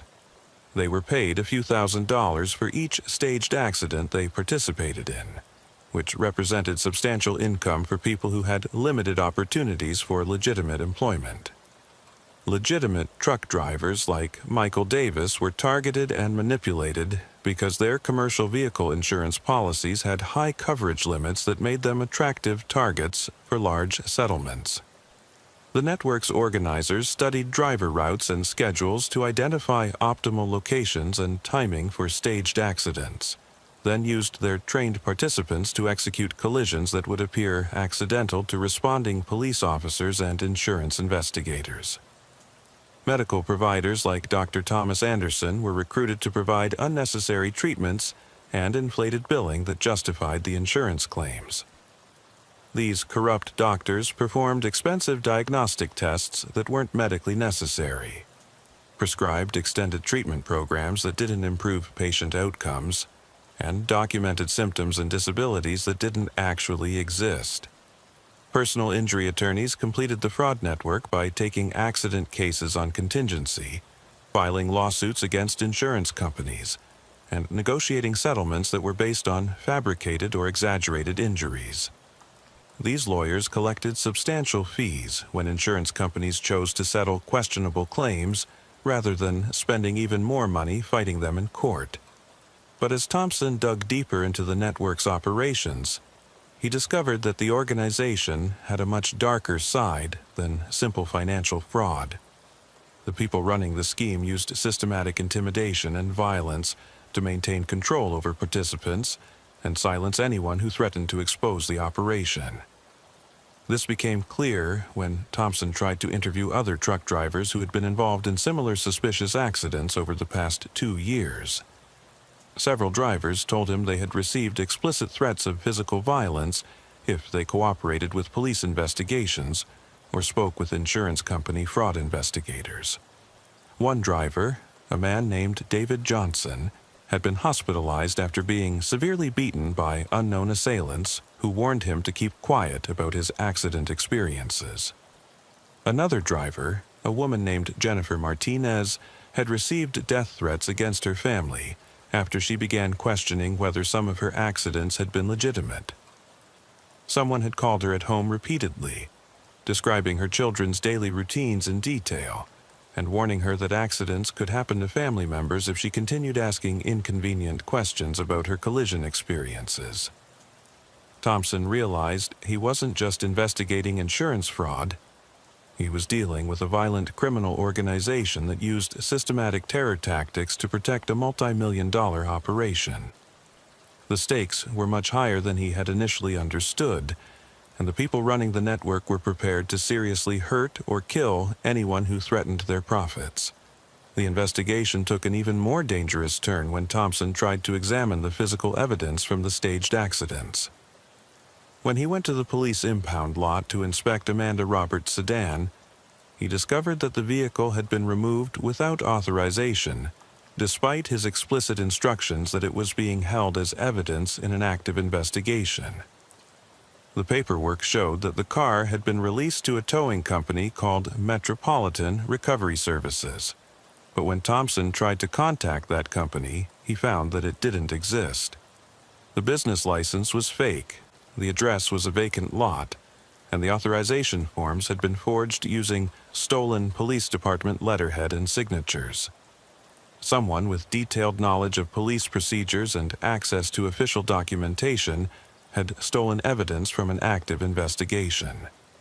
Thompson was dealing with a criminal organization that had infiltrated law enforcement systems, giving them the ability to interfere with investigations and destroy evidence that could expose their operations. The breakthrough in the case came when Thompson received an unexpected phone call from a woman who identified herself as Sarah Peterson. She said she had worked for the people who were running the staged accident network, but she was afraid to meet with police in person because she had been threatened with violence for trying to leave the organization. Officer Thompson, I used to be one of the people who participated in fake accidents for these people. I know how the whole operation works, who's in charge, how they recruit people, how they stage the accidents, how they threaten anyone who tries to get out or cooperate with law enforcement. Why are you calling me now, Miss Peterson? Because they hurt someone I care about, and I can't let them keep doing this to innocent people. My younger brother was one of their truck drivers, like your Michael Davis. When he started asking too many questions about his accidents and talking about going to the police, they beat him so badly that he's still in the hospital with brain damage. The doctors don't know if he'll ever fully recover. Thompson arranged to meet Sarah at a secure location, a police facility in Queens that was far from any area where the insurance fraud network might have surveillance or sources of information. What Sarah told him during their 4-hour interview completely changed his understanding of the criminal organization he was investigating. The network was run by a man named Thomas Wilson, who operated out of what appeared to be a legitimate insurance brokerage firm in downtown Brooklyn. Wilson had spent over 15 years working in the insurance industry before transitioning into fraud, learning how claims were processed, how investigations were conducted, and how to exploit weaknesses in the system to generate massive, fraudulent payouts. Wilson had recruited a team of corrupt professionals throughout Brooklyn and Queens, doctors like Thomas Anderson, personal injury lawyers, auto body shop owners, towing company operators, and even employees within police departments and insurance companies who helped facilitate the staged accidents and ensure that investigations were misdirected or abandoned before they could expose the network. The financial scope of Wilson's operation was staggering. According to Sarah's information, the network had generated over $12 million in fraudulent insurance claims over the past 3 years, with profits distributed among the various participants according to their roles and level of involvement. Wilson himself was making over $3 million annually from the scheme, while lower-level participants like the fake accident victims were paid only a few $1,000s for each staged collision they participated in. But the most disturbing aspect of Wilson's operation was his use of systematic violence to maintain control over the network. Sarah told Thompson about multiple people who had been severely beaten, threatened, or even killed because they had tried to leave the organization or cooperate with law enforcement investigations. Wilson doesn't just run an insurance fraud scheme, Sarah explained, her voice shaking with fear even in the secure police facility. He runs it like a criminal empire. People who cross him or threaten to expose him don't just lose their jobs, they end up in the hospital or the morgue. This isn't just about money anymore. It's about power and control over everyone involved. Sarah provided Thompson with detailed information about Wilson's methods of recruitment, the training process for new accident participants, the medical providers who were part of the network, and the lawyers who filed fraudulent lawsuits on behalf of fake victims. She also gave him specific information about at least 6 people who had been killed because they had posed threats to Wilson's operation.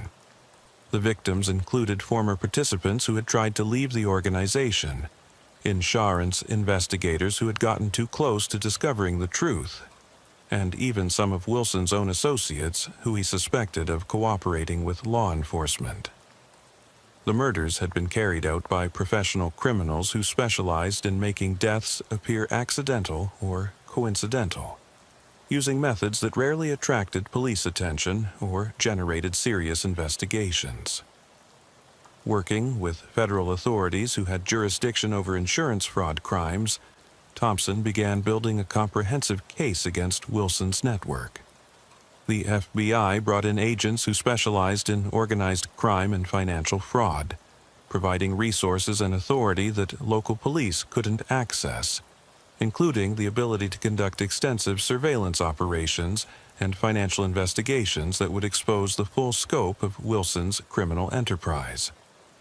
Over the course of 8 months, federal agents used wiretaps to record conversations between Wilson and his associates, conducted financial investigations that traced the movement of fraudulent insurance payments through multiple bank accounts and shell companies, and documented staged accidents in progress using sophisticated surveillance techniques. The evidence that emerged revealed a criminal organization that was far more extensive and dangerous than Thompson had initially imagined. Wilson's network included corrupt police officers who provided advance warning about investigations, judges who dismissed cases against network participants, insurance company employees who expedited fraudulent claim payments, and medical professionals who provided false documentation to support fabricated injury claims. The network had also expanded beyond staged auto accidents to include other forms of insurance fraud. They were filing fake disability claims for people who weren't actually disabled, committing arson to collect property insurance payouts, and even operating life insurance schemes that involved murdering policyholders to collect death benefits on their behalf. But the most shocking discovery was the extent of violence Wilson had used to protect his operation from law enforcement and maintain control over participants. Federal investigators found evidence of at least 9 murders committed specifically to silence people who had threatened to expose the network. The victims included former accident participants who had tried to cooperate with police, insurance investigators who had developed leads that could have exposed the operation, and even some of Wilson's own business partners who he suspected of disloyalty. The coordinated raids and arrests took place on a single day in November, with federal agents and local police executing search warrants simultaneously at dozens of locations across Brooklyn, Queens, and Manhattan. Wilson was arrested at his insurance brokerage office, where agents found detailed records of fraudulent operations, including lists of participants, payment schedules, and what appeared to be a target list of people who had been marked for elimination because they posed threats to the network. Dr. Thomas Anderson was arrested at Brooklyn Medical Associates, where agents found evidence of treatments that had never actually been performed, and medical records that had been completely fabricated to justify insurance claims. Several personal injury attorneys were arrested at their offices and charged with filing fraudulent lawsuits and knowingly presenting false evidence in court proceedings. Michael Davis, the truck driver who had unknowingly participated in the staged accidents, was not charged with any crimes. Instead, he became a key witness for the prosecution, testifying about how he had been manipulated and used by the network without understanding what was really happening to him. Amanda Roberts and Christopher Williams, the professional accident participants, were eventually tracked down and arrested at a motel in New Jersey, where they had been planning additional staged accidents. Faced with evidence of their extensive participation in the fraud network and potential charges that could result in decades in prison, they agreed to cooperate with prosecutors in exchange for reduced sentences. The trial that followed lasted over a year and involved more than 200 witnesses, making it one of the largest insurance fraud prosecutions in New York history. Thompson testified for 5 days about his investigation, describing how a routine traffic accident had led to the discovery of a violent, criminal organization that had stolen millions of dollars and killed people to protect its profits. Thomas Wilson was convicted on charges including conspiracy, insurance fraud, money laundering, racketeering, and multiple counts of murder in the first degree. He was sentenced to life in prison without possibility of parole. Dozens of other participants in the network received sentences ranging from 5 to 25 years in federal prison, depending on their level of involvement and cooperation with the investigation. The insurance companies that had been defrauded recovered most of their losses through asset forfeiture proceedings, but the human cost of Wilson's operation couldn't be measured in financial terms. 9 people had been murdered to protect the scheme. Dozens of others had been threatened and beaten into submission, and hundreds of legitimate accident victims had been harmed by increased insurance rates and skeptical treatment of genuine injury claims. For Thompson, the case was a sobering reminder that insurance fraud wasn't just a white-collar crime that affected faceless corporations. It was often connected to violent criminal organizations that would kill to protect their profits. And it had real consequences for ordinary people who depended on insurance systems to help them recover from legitimate accidents and injuries. The investigation also highlighted how sophisticated criminal organizations could exploit legitimate businesses and infrastructure to facilitate their illegal activities. Companies like Metropolitan Transport had been used as unwitting participants in fraudulent schemes, their normal business operations manipulated by criminals who understood how to turn routine commercial activities into opportunities for fraud. 6 months after Wilson's conviction, Thompson received a letter from Sarah Peterson, the former network participant whose cooperation had been crucial to breaking up the insurance fraud operation. She wrote to thank him for taking her information seriously and for protecting her identity throughout the investigation and trial. Officer Thompson, I know my brother will never fully recover from what Wilson's people did to him when he tried to get out of their organization. But at least they can't hurt anyone else now. And maybe other people who get trapped in situations like this will have the courage to come forward, knowing that the police will believe them and protect them. Thompson kept Sarah's letter as a reminder of why police work mattered, even when it involved complex financial crimes that might seem abstract compared to more obvious forms of violence. Behind every fraud investigation were real people who had been victimized by criminals, and sometimes the most important part of police work was simply listening to witnesses who had the courage to come forward despite personal risks. The case also changed Thompson's understanding of how organized crime operated in modern urban environments. Wilson's network had used sophisticated technology, legitimate business fronts, and corruption within legal and medical systems to generate millions of dollars in illegal profits while maintaining a facade of respectability that protected them from casual scrutiny. The insurance fraud network had been dismantled, but Thompson knew that similar organizations were probably operating throughout the metropolitan area. The methods Wilson had developed, staged accidents, corrupt medical providers, fraudulent legal representation, and violent intimidation of potential witnesses, could be replicated by other criminal entrepreneurs who understood that insurance companies were attractive targets for systematic fraud. 3 years after the trial concluded, Thompson was promoted to detective and assigned to the Financial Crimes Unit, where he specialized in investigating complex fraud schemes involving multiple participants and sophisticated methods of concealment.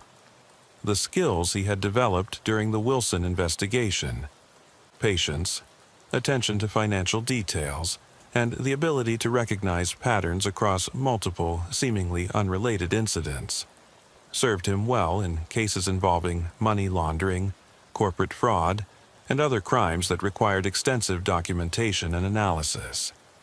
He never forgot the lessons he had learned from the insurance fraud case about the importance of taking seemingly routine incidents seriously and looking for patterns that might indicate larger criminal conspiracies. The staged accident that had started his investigation could easily have been dismissed as a minor traffic incident, but persistent investigation had uncovered a violent criminal network that had operated for years. The case had also taught Thompson that some of the most dangerous criminals were those who operated behind legitimate business facades, using their understanding of legal and financial systems to commit crimes while maintaining respectability in their communities. Thomas Wilson had been a successful businessman and community leader who had contributed to charitable organizations and maintained a reputation for honesty and integrity, even while running a criminal empire that had killed people to protect its profits. The Wilson Network case became required study material for law enforcement training programs throughout the country, used to teach investigators about recognizing insurance fraud, conducting financial investigations, and understanding how violent criminal organizations could operate within seemingly legitimate business environments. Thompson was frequently invited to speak at conferences and training seminars for insurance investigators, police officers, and federal agents who specialized in financial crimes. He emphasized the importance of thorough investigation of seemingly routine incidents, careful analysis of financial records and patterns, and the need to take seriously the safety concerns of witnesses who came forward with information about criminal organizations. But for Thompson personally, the case would always be remembered as a reminder that criminal organizations often targeted the most vulnerable members of society. People like Michael Davis, who were manipulated into participating in crimes they didn't understand. And people like the fake accident participants who were recruited from economically disadvantaged communities and paid minimal amounts to take substantial legal risks. The insurance fraud network had generated over $12 million in illegal profits over 3 years, but most of that money had gone to Wilson and his top-level associates. The people who actually took the physical risks of participating in staged accidents had been paid only a few $1,000s each, and many of them had faced violence or threats when they tried to leave the organization or reduce their involvement. The case had exposed not just insurance fraud, but a form of economic exploitation that used people's desperation for income to recruit them into criminal activities that could result in serious legal consequences. Wilson had built his criminal empire by taking advantage of people who had limited legitimate opportunities to improve their economic situations, offering them short-term financial relief in exchange for participation in activities that could destroy their lives if they were caught. 10 years after the investigation began, Thompson looked back on the Wilson case as one of the most significant of his career. It had started with a routine traffic accident, but had ultimately exposed a sophisticated criminal network that had operated across multiple states, corrupted numerous professionals and institutions, and killed people to protect its profits. The case had also demonstrated the importance of patience and persistence in investigating financial crimes that were designed to appear legitimate on the surface. If Thompson had accepted the staged accident at face value and filed a routine traffic report, Wilson's network might have continued operating for years, generating millions more in fraudulent profits while victimizing countless additional people.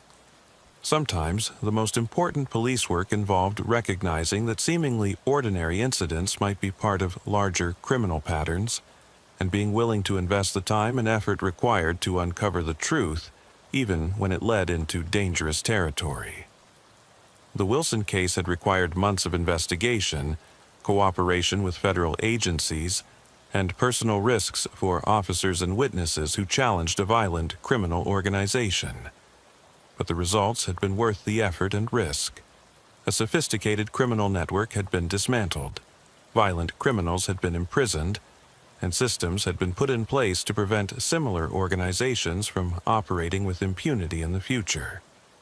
Most importantly, people like Michael Davis and Sarah Peterson had been protected from further victimization, and future potential victims had been saved from recruitment into criminal activities that could have destroyed their lives. The insurance fraud network was gone, but Thompson knew that the methods Wilson had developed would probably be copied by other criminals who understood that insurance companies represented attractive targets for systematic fraud. The challenge for law enforcement was to stay ahead of these evolving criminal methods and to maintain the vigilance necessary to recognize new patterns of fraud before they could become established and profitable. The Wilson case had ended with convictions and prison sentences, but it had also raised larger questions about how society could protect vulnerable people from recruitment into criminal organizations, and how legal and financial systems could be made more resistant to corruption and exploitation. For Thompson, those questions would continue to shape his approach to law enforcement throughout the rest of his career. Every financial crime he investigated carried the potential to uncover larger patterns of criminal activity, and every witness who came forward with information deserved protection and support regardless of their background or their previous involvement with criminal organizations. The staged accident on Fulton Street had been solved, but its implications would continue to influence Thompson's understanding of how crime operated in modern urban environments and how police officers could most effectively protect the communities they served. Sometimes justice came through dramatic arrests and high-profile trials, and sometimes it came through patient investigation of routine incidents that turned out to be anything but routine. Officer Daniel Roberts thought he understood suburban crime. After 8 years patrolling Queens neighborhoods, he'd seen his share of break-ins, domestic disputes, and the occasional drug bust that disrupted the peaceful facade of middle-class family life. But the case that started with a routine community meeting in Forest Hills would expose secrets so dark and pervasive that it changed everything Roberts thought he knew about the people who lived behind those well-maintained lawns and respectable front doors. The call came through dispatch on a Thursday evening in late April, just as Roberts was finishing his paperwork from a domestic disturbance call in Elmhurst. Not an emergency call, but a routine request for police presence at a community meeting. The Forest Hills Residents Association was hosting their monthly safety meeting at the Maple Grove Court Community Center, and they'd specifically requested an officer to discuss recent crime trends and answer questions about neighborhood security measures. Roberts had attended dozens of these community meetings over the years, and they usually followed a predictable pattern. Concerned residents would ask about recent break-ins, request increased patrols during certain hours, complain about parking violations and minor, quality-of-life issues like loud music or unleashed dogs. The meetings typically lasted about an hour and ended with residents promising to keep their eyes open and report suspicious activity to police through proper channels. Forest Hills was exactly the kind of neighborhood where these meetings flourished and where residents took community safety seriously. Middle-class families who had saved for years to afford homes in a good school district, well-maintained houses with manicured lawns and fresh paint, tree-lined streets where children rode bicycles safely, and neighbors knew each other's names and occupations. The crime rate was consistently low. The schools were among the best in Queens, and the residents were the type of people who organized block parties, maintained community gardens, and volunteered for local charities. As Roberts drove through the neighborhood toward the community center, he noted the familiar signs of suburban prosperity and stability. Houses that had been built in the 1950s and 1960s, and carefully maintained by successive generations of owners who understood that property values depended on community appearance and reputation. Front yards with seasonal flowers and decorative elements that showed pride of ownership. Driveways with late-model cars that suggested financial stability and investment in the community's long-term future. The meeting was being held in the community center of Maple Grove Court, a quiet residential street that epitomized everything Roberts associated with successful suburban living. The community center was a modest building that had been funded by resident contributions and maintained by volunteer labor, featuring a main meeting room with folding chairs, a small kitchen for social events, and bulletin boards covered with announcements about community activities and volunteer opportunities. About 40 residents had gathered for the meeting, sitting in folding chairs arranged in neat rows facing a small podium where Roberts would give his presentation about crime trends and safety recommendations. But something about this particular meeting felt different from similar gatherings Roberts had attended in other neighborhoods. Instead of the usual mix of elderly residents concerned about property crime and young parents worried about child safety, the crowd was dominated by a tight-knit group of neighbors who seemed unusually organized and focused on specific security issues. They had prepared detailed questions written on index cards, created charts showing crime statistics for their specific area, and brought maps marking locations where they claimed to have observed suspicious activity over the past several months. The meeting was led by a woman named Susan Matthews, who introduced herself as the president of the Maple Grove Court Neighborhood Watch Program. Matthews was in her mid-40s, impeccably dressed in a business suit that suggested professional success, with perfectly styled hair and makeup that spoke of someone who understood the importance of appearance and presentation. She carried herself with the kind of authoritative presence that suggested she was accustomed to running meetings, managing people, and getting things done through organization and persistence. Officer Roberts, thank you so much for taking time from your busy schedule to meet with us tonight, Matthews began, her voice carrying the tone of someone who expected to be taken seriously by authority figures and who was confident in her ability to articulate community concerns effectively. We asked you here because our neighborhood has been experiencing some very concerning developments over the past 6 months. We've documented a pattern of suspicious activities that we believe indicate the presence of criminal elements who are targeting our community for illegal activities. Roberts pulled out his notebook and prepared to take notes on what he expected to be the usual complaints about loitering teenagers, unfamiliar cars parked on residential streets for extended periods, and neighbors who didn't maintain their properties to community standards or who engaged in activities that other residents found disruptive or inappropriate.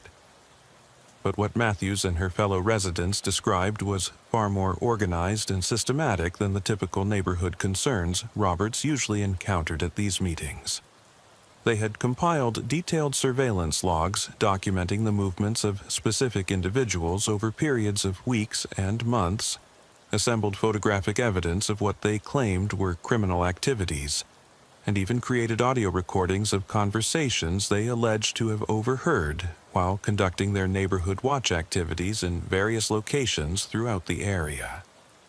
Officer Roberts, we've been working together as a coordinated team for the past 8 months to identify and monitor people who don't belong in our neighborhood, Matthews explained, clicking through a PowerPoint presentation that displayed photographs of various individuals walking through the area, sitting in parked cars, or standing on street corners. These people have been conducting drug transactions, casing houses for potential burglaries, and engaging in other criminal activities that directly threaten the safety of our families and the property values that represent our life savings and financial security. The presentation included dozens of photographs taken by residents using cameras with telephoto lenses, security systems, and even smartphones, showing people engaged in what appeared to Roberts to be completely normal activities like walking dogs, jogging for exercise, talking on cell phones, or visiting friends and family members who lived in the neighborhood. But Matthews and her associates had interpreted these routine activities through a lens of suspicion that transformed everyday behavior into evidence of criminal intent. They had developed criteria for identifying suspicious individuals that seemed increasingly problematic as Roberts listened to their detailed explanations and justifications. People were considered suspicious and worthy of surveillance if they were unfamiliar to longtime residents who claimed to know everyone who legitimately belonged in the neighborhood. If they were walking through the area without what residents considered an obvious destination or clear purpose for being there. If they were taking photographs of houses or street scenes, or talking on cell phones while walking, which residents interpreted as coordination with criminal associates. If they appeared to be casing houses by looking at them for more than a few seconds while passing by, or if they returned to the same area on multiple occasions. More concerning to Roberts was the demographic profile of virtually all the people the neighborhood watch had identified as suspicious and targeted for surveillance. Almost without exception, they appeared to be young men of color, people who were dressed casually rather than in business attire, individuals who appeared to be from lower socioeconomic backgrounds based on their clothing, vehicles, or general appearance, or people who somehow didn't fit the neighborhood watch members' conception of who belonged in their middle-class suburban community. Officer Roberts, we need official police support for our efforts to protect this community from criminal infiltration, said Robert Johnson, a man in his 50s who Matthews introduced as the neighborhood watch coordinator and surveillance team leader. We've been doing our own documentation and monitoring activities, but we need law enforcement backing to take decisive action against these criminal elements before they can establish operations in our area. Roberts was beginning to feel deeply uncomfortable with the direction of the meeting and the methods these residents were describing. While community involvement in crime prevention was generally positive and encouraged by police departments, the surveillance techniques and targeting criteria these residents were describing seemed to cross the line from legitimate neighborhood watch activities into potentially illegal harassment and stalking of people based primarily on their appearance and perceived social status, rather than their actual behavior or any evidence of criminal activity. Can you tell me about specific crimes that have been committed in your neighborhood? Roberts asked, trying to redirect the conversation toward concrete criminal activity that would justify the level of surveillance and suspicion these residents were describing. Break-ins, thefts, assaults, drug arrests, vandalism, actual criminal incidents that would support your concerns about increased criminal activity in the area. The room fell completely silent for several uncomfortable seconds before Matthews responded, her expression suggesting that she found Robert's question somewhat irrelevant to the issues they were trying to address. Officer, we believe in being proactive rather than reactive when it comes to community safety, Matthews said, her tone suggesting that she considered this approach obviously superior to traditional law enforcement methods. We're identifying potential criminal elements and monitoring their activities before they have the opportunity to commit crimes in our neighborhood. Prevention through vigilance and early intervention is much more effective than responding to crimes after they've already been committed and our families have already been victimized. But have there been any actual crimes committed by the specific people you've been surveilling and photographing? Another uncomfortable silence followed before Johnson answered, his response suggesting that he and the other residents considered evidence of criminal intent to be as significant as evidence of actual criminal activity. Officer, we've observed behavior patterns that clearly indicate criminal intent and planning, Johnson said, consulting notes he'd prepared for the meeting. People who appear to be systematically casing houses for potential break-ins. Individuals who seem to be conducting drug transactions based on their meeting patterns and exchange behaviors, suspicious gatherings that could represent gang-related activity or coordination of criminal operations in our area. Roberts asked to see specific evidence of criminal activity, and what the residents showed him was deeply troubling from both a legal and ethical perspective. Their evidence consisted almost entirely of photographs and videos of people engaged in completely legal activities, walking through the neighborhood while talking on phones, sitting in parked cars for brief periods, visiting friends or family members who lived in the area, jogging or exercising in public spaces, or simply existing in the neighborhood while not conforming to residents' expectations about who belonged there. But the neighborhood watch members had interpreted these normal, legal activities through a lens of racial and economic prejudice that systematically transformed everyday behavior into evidence of criminal intent.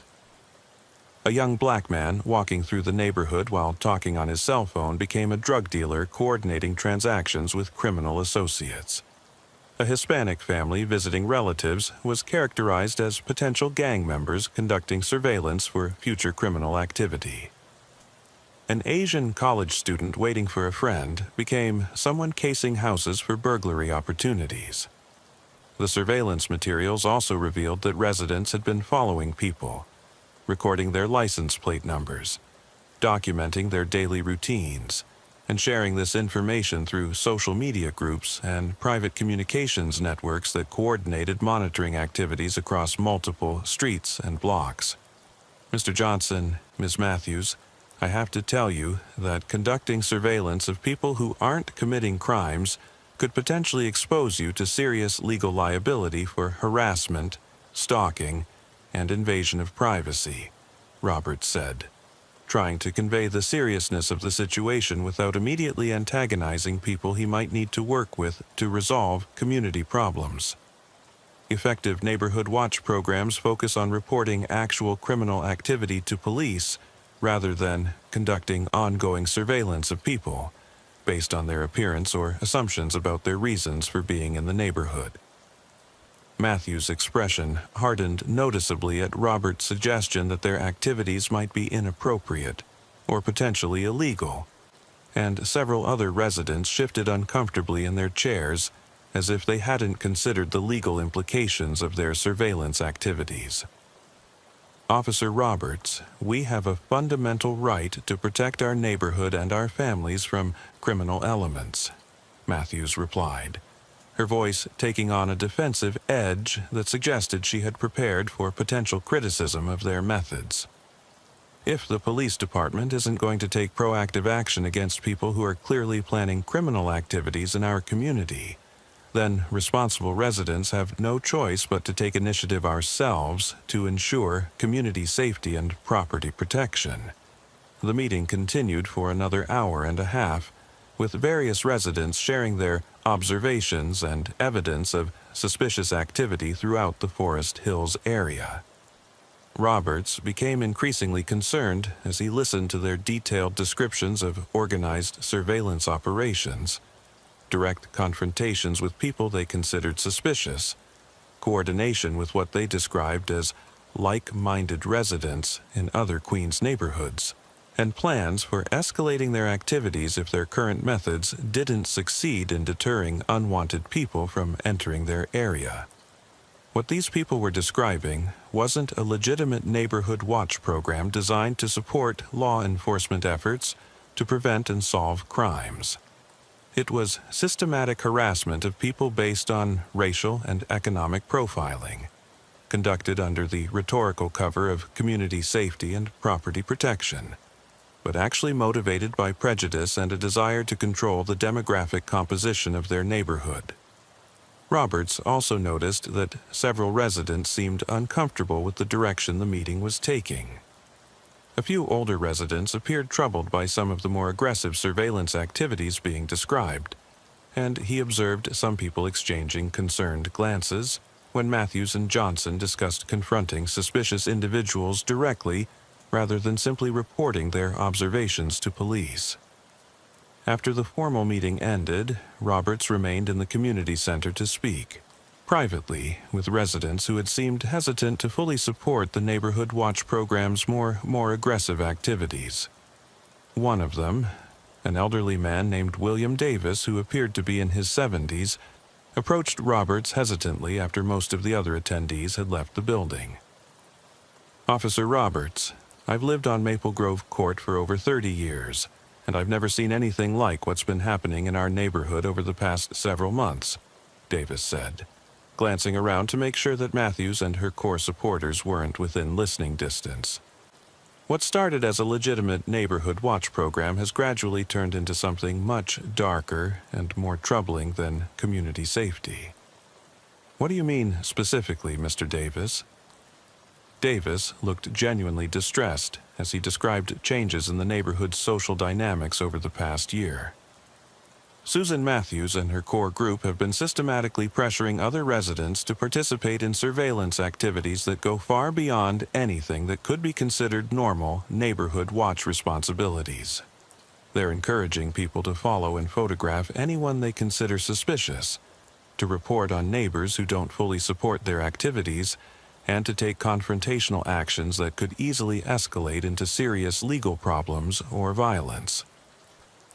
Davis told Roberts about multiple incidents where neighborhood watch members had directly confronted people walking through the area, demanding identification, asking intrusive questions about their business in the neighborhood, and threatening to call police if visitors didn't leave immediately. He described organized efforts to make certain people feel unwelcome through systematic harassment, including following them, photographing them repeatedly, and spreading rumors throughout the community about their alleged criminal activities or inappropriate behavior. There's a core group of about 15 residents who meet regularly at Susan's house to coordinate these activities, and they've been pressuring other neighbors to participate actively or risk being considered unsupportive of community safety, Davis explained, his voice reflecting genuine fear about the social pressures being created in his neighborhood. They've created an atmosphere where people are afraid to express concerns about their methods, and they've made it clear that anyone who doesn't support their program might themselves become targets of suspicion and surveillance. Davis also described incidents where neighborhood watch members had engaged in activities that seemed clearly illegal, including entering private property to install surveillance equipment, following people to their homes in other neighborhoods, and coordinating with similar groups in other areas to share information about individuals they considered problematic or dangerous. I've seen neighbors I've known for decades transform into people I barely recognize, Officer Roberts. They've become obsessed with monitoring and controlling everyone who enters our neighborhood, and they've convinced themselves that they're protecting us from threats that I'm not sure actually exist. Roberts thanked Davis for his honesty and courage in speaking up about activities that were clearly making him uncomfortable, and he asked Davis to contact police immediately if he witnessed any activities that seemed illegal or threatening. But as Roberts left the community center that evening, he was deeply concerned about what he had heard and observed during the meeting. The Forest Hills Neighborhood Watch program appeared to have evolved from legitimate community safety concerns into an organized harassment campaign targeting people based on racial and economic prejudice. The methods being used seemed designed to drive certain categories of people away from the neighborhood through systematic intimidation, and the justifications being offered suggested that participants had convinced themselves they were protecting their community rather than victimizing innocent people. Over the next several days, Roberts began researching the Forest Hills Residents Association and the Maple Grove Court Neighborhood Watch program more thoroughly, looking for additional information about their activities and any complaints that might have been filed about harassment or intimidation in the area. What he found suggested that the Neighborhood Watch Group had been operating with increasing levels of organization and sophistication for nearly a year, gradually expanding their surveillance activities and developing more systematic methods for monitoring and confronting people they considered undesirable or suspicious. They had created multiple social media groups for coordinating surveillance activities and sharing information about people they were monitoring. They had developed communication systems using encrypted messaging apps that allowed real-time coordination of surveillance teams. They had established detailed protocols for confronting suspicious individuals, documenting their activities, and escalating responses if initial confrontations weren't successful in deterring unwanted visitors. More disturbing were reports Roberts found from other police officers who had received complaints about harassment and intimidation in the Forest Hills area over the past several months. Multiple people had reported being followed by groups of residents, photographed without consent, and confronted by neighbors who accused them of criminal activity based entirely on their appearance and presence in the neighborhood.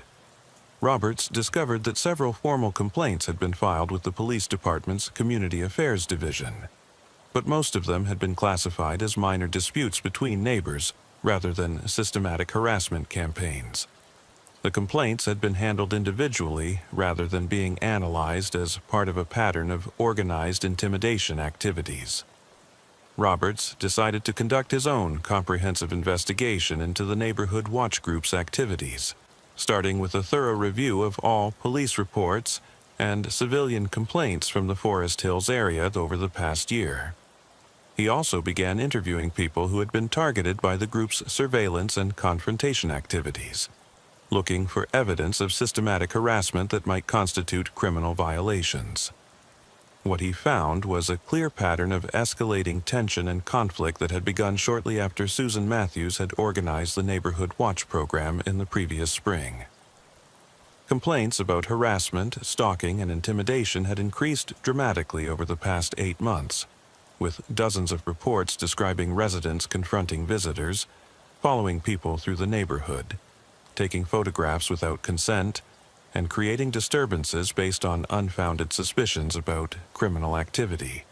But more concerning were reports suggesting that some neighborhood watch members had begun taking more aggressive and potentially illegal actions against people they considered threats to community safety and property values. There had been multiple incidents of property damage that appeared to target specific families, threatening phone calls made to people who had complained about harassment, and what seemed to be organized efforts to drive certain residents out of the neighborhood entirely. Roberts began systematically interviewing people who had been targeted by the Neighborhood Watch Group's activities, and their accounts painted a disturbing picture of coordinated harassment campaigns justified by claims of community protection and crime prevention. Maria Santos, a 28-year-old woman who worked as a home health aide for an elderly resident on Maple Grove Court, described being subjected to systematic surveillance and harassment over a period of several months, simply because she visited the neighborhood regularly for work purposes. "I've been taking care of Mrs. Peterson for almost 2 years, helping her with daily activities after she broke her hip," Santos told Roberts during an interview at the police station. "But about 6 months ago, neighbors started following me to and from her house, taking pictures of me in my car, asking me questions about why I was in the neighborhood and demanding to see identification even though I was just walking from the bus stop to my client's front door." Santos described incidents where multiple residents had surrounded her on the street, demanding to know her business in the neighborhood and threatening to call police if she didn't provide satisfactory explanations for her presence. She had been photographed repeatedly while walking to work, and neighbors had called her employer to complain about her suspicious behavior and to demand that she be replaced with someone more appropriate for their neighborhood. "They made me feel like a criminal for trying to do my job and help an elderly lady who needed assistance with basic daily activities," Santos continued, her voice reflecting both frustration and genuine fear about the harassment she had experienced. "It got so uncomfortable and intimidating that I seriously considered quitting. But Mrs. Peterson really needed the help and I couldn't afford to lose the income from that position."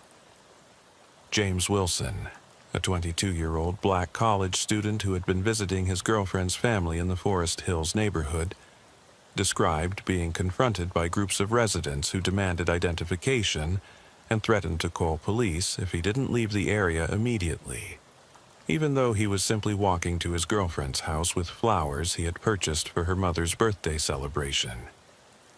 "I was literally carrying flowers and a birthday card, walking down a public street to visit my girlfriend's family, when these people surrounded me and started accusing me of being a drug dealer or gang member," Wilson told Roberts. "They demanded to see my identification, wanted to know where I was going and why, and made it very clear that they considered me a threat to their neighborhood just because of how I looked and the fact that they didn't recognize me." Wilson described feeling genuinely frightened by the aggressive behavior of the residents who confronted him, and he said the experience had made him reluctant to visit his girlfriend's family again, despite having been welcomed by them and having developed friendships with other young people in the area. "They made me feel like I was doing something wrong by existing in their neighborhood, like I was automatically suspect because I was a young black man who didn't live there. It was humiliating and scary, and it made me understand how unwelcome people like me are in places like that." These weren't isolated incidents, Roberts discovered. His investigation revealed evidence of dozens of similar confrontations over the past 8 months, all following remarkably similar patterns and all targeting people who didn't fit the Neighborhood Watch Group's narrow criteria for acceptable residents and visitors. The targets included home health aides, delivery drivers, maintenance workers, college students, young professionals, and family members visiting relatives in the area. What they had in common was that they were predominantly people of color, people who appeared to be from lower socioeconomic backgrounds, or people who were young and dressed casually rather than in business attire. But Robert's most disturbing discovery came when he learned about the Neighborhood Watch Group's community protection protocols, systematic, coordinated efforts to identify families and individuals they wanted to force out of the area entirely, and the specific methods they used to accomplish this goal. According to documents Roberts obtained through interviews with concerned residents like William Davis, and through examination of social media communications, the Neighborhood Watch Group had developed detailed target lists of families they considered undesirable and wanted to remove from the neighborhood.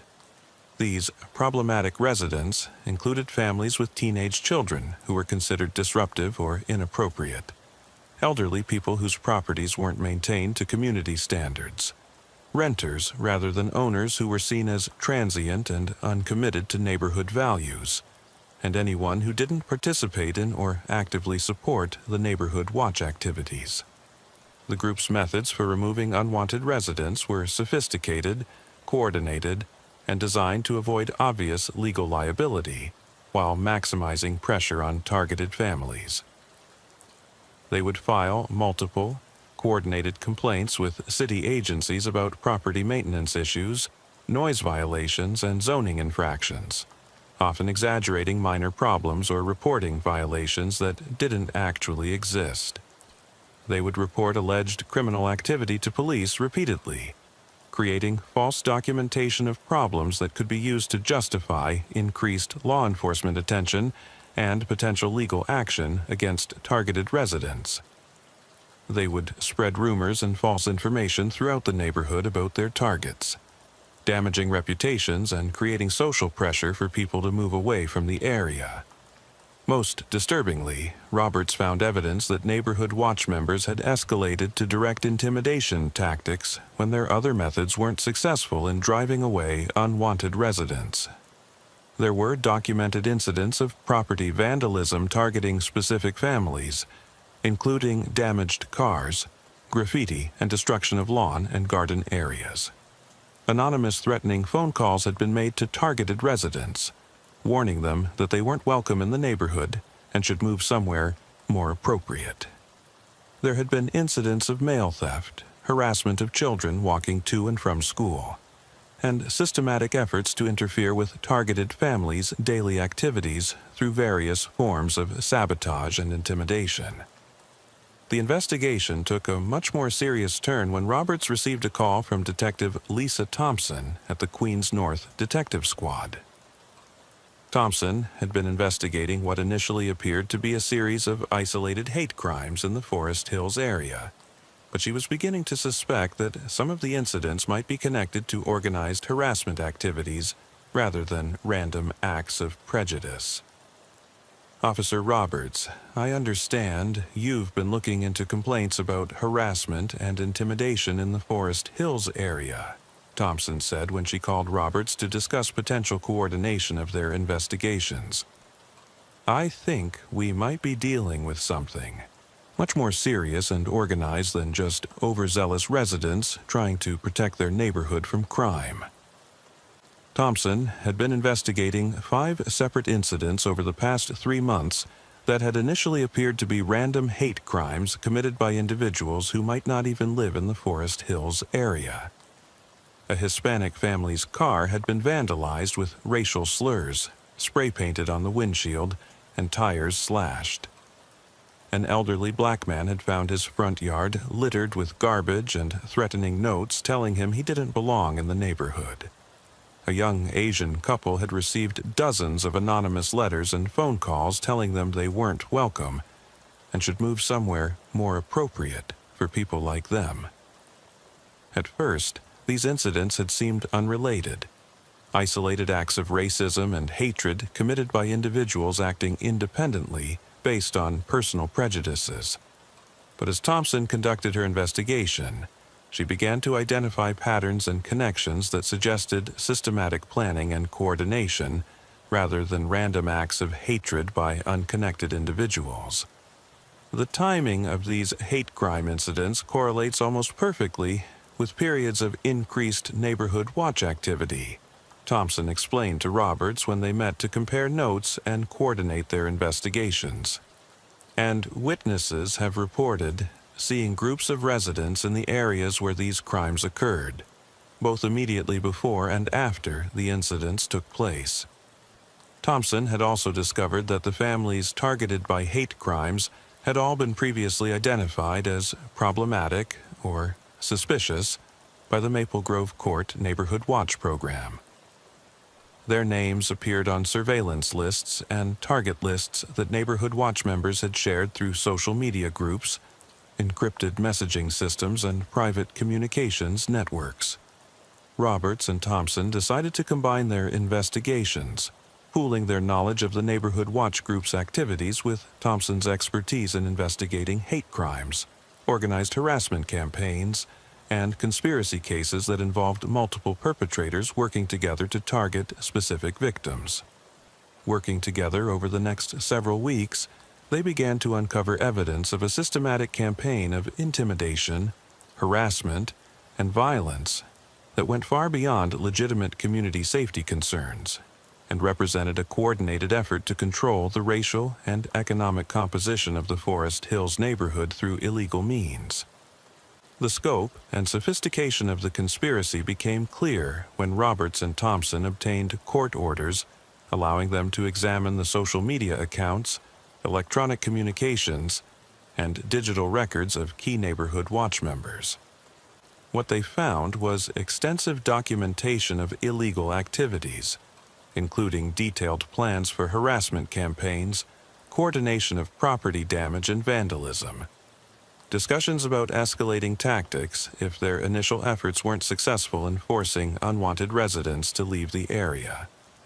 Susan Matthews, the Neighborhood Watch president and primary organizer, had been the central coordinator of most of these illegal activities. Her communications revealed sophisticated planning and research into methods for conducting harassment campaigns while minimizing the risk of criminal prosecution.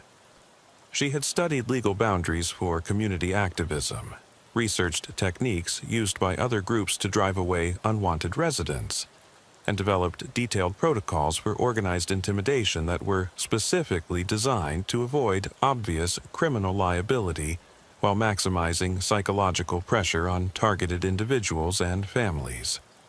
Matthews had also been in regular communication with similar groups in other Queens neighborhoods, sharing successful harassment techniques, coordinating activities across multiple areas, and working to develop a regional network of residents committed to maintaining what they considered appropriate demographic compositions in their communities. But perhaps most disturbing were communications showing that Matthews and her core associates had been discussing escalating to more direct violence if their harassment campaigns weren't successful in achieving their goals. Electronic communications obtained through court orders included detailed conversations about vandalizing property, making more explicit threats against residents and their families, and potentially using physical violence against people who refused to leave the neighborhood despite sustained intimidation efforts. The investigation expanded dramatically when Roberts and Thompson discovered that the Forest Hills Neighborhood Watch Group was part of a much larger network of similar organizations operating throughout Queens and Nassau County, all using nearly identical methods and apparently coordinating their activities through regional communications networks and regular meetings between group leaders.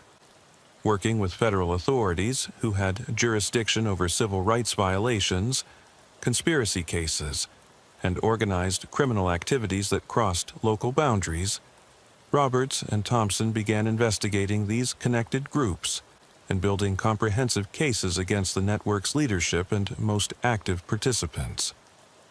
What they uncovered through months of investigation was a sophisticated network of middle-class residents across multiple suburban communities who were using neighborhood watch programs as fronts for systematic discrimination, harassment, and intimidation campaigns designed to control neighborhood demographics and drive away families and individuals they considered undesirable based on race, ethnicity, economic status, and other characteristics. The network included professionals, business owners, community leaders, and local government employees who had developed highly sophisticated methods for targeting people they wanted to remove from their communities. They shared detailed information about successful harassment techniques, coordinated activities across neighborhood boundaries, and provided mutual support and legal assistance for members who faced criminal charges or civil lawsuits related to their activities. But perhaps the most shocking aspect of the network Roberts and Thompson uncovered was the systematic use of children and teenagers to conduct surveillance and harassment activities against targeted families. Young people were recruited and trained to follow and photograph targeted individuals, to gather information about families' daily routines and vulnerabilities, and to spread intimidating messages and rumors through social media networks and school-based communication systems.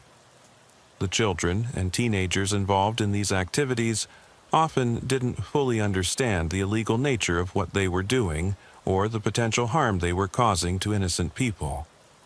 They had been told by adult organizers that they were helping to protect their neighborhoods and families from criminals and dangerous individuals, and many of them genuinely believed they were performing important community service rather than participating in systematic harassment and intimidation campaigns. Roberts interviewed several teenagers who had been involved in neighborhood watch surveillance activities for periods of several months, and their accounts revealed how adult organizers had systematically manipulated young people into participating in illegal activities while convincing them they were helping to protect their communities. Mrs. Matthews and the other adults told us we were like junior police officers, helping to keep our neighborhood safe from criminals and drug dealers, explained Jennifer Peterson, a 16-year-old who had participated in surveillance activities for almost 6 months before becoming uncomfortable with some of the tasks she was being asked to perform.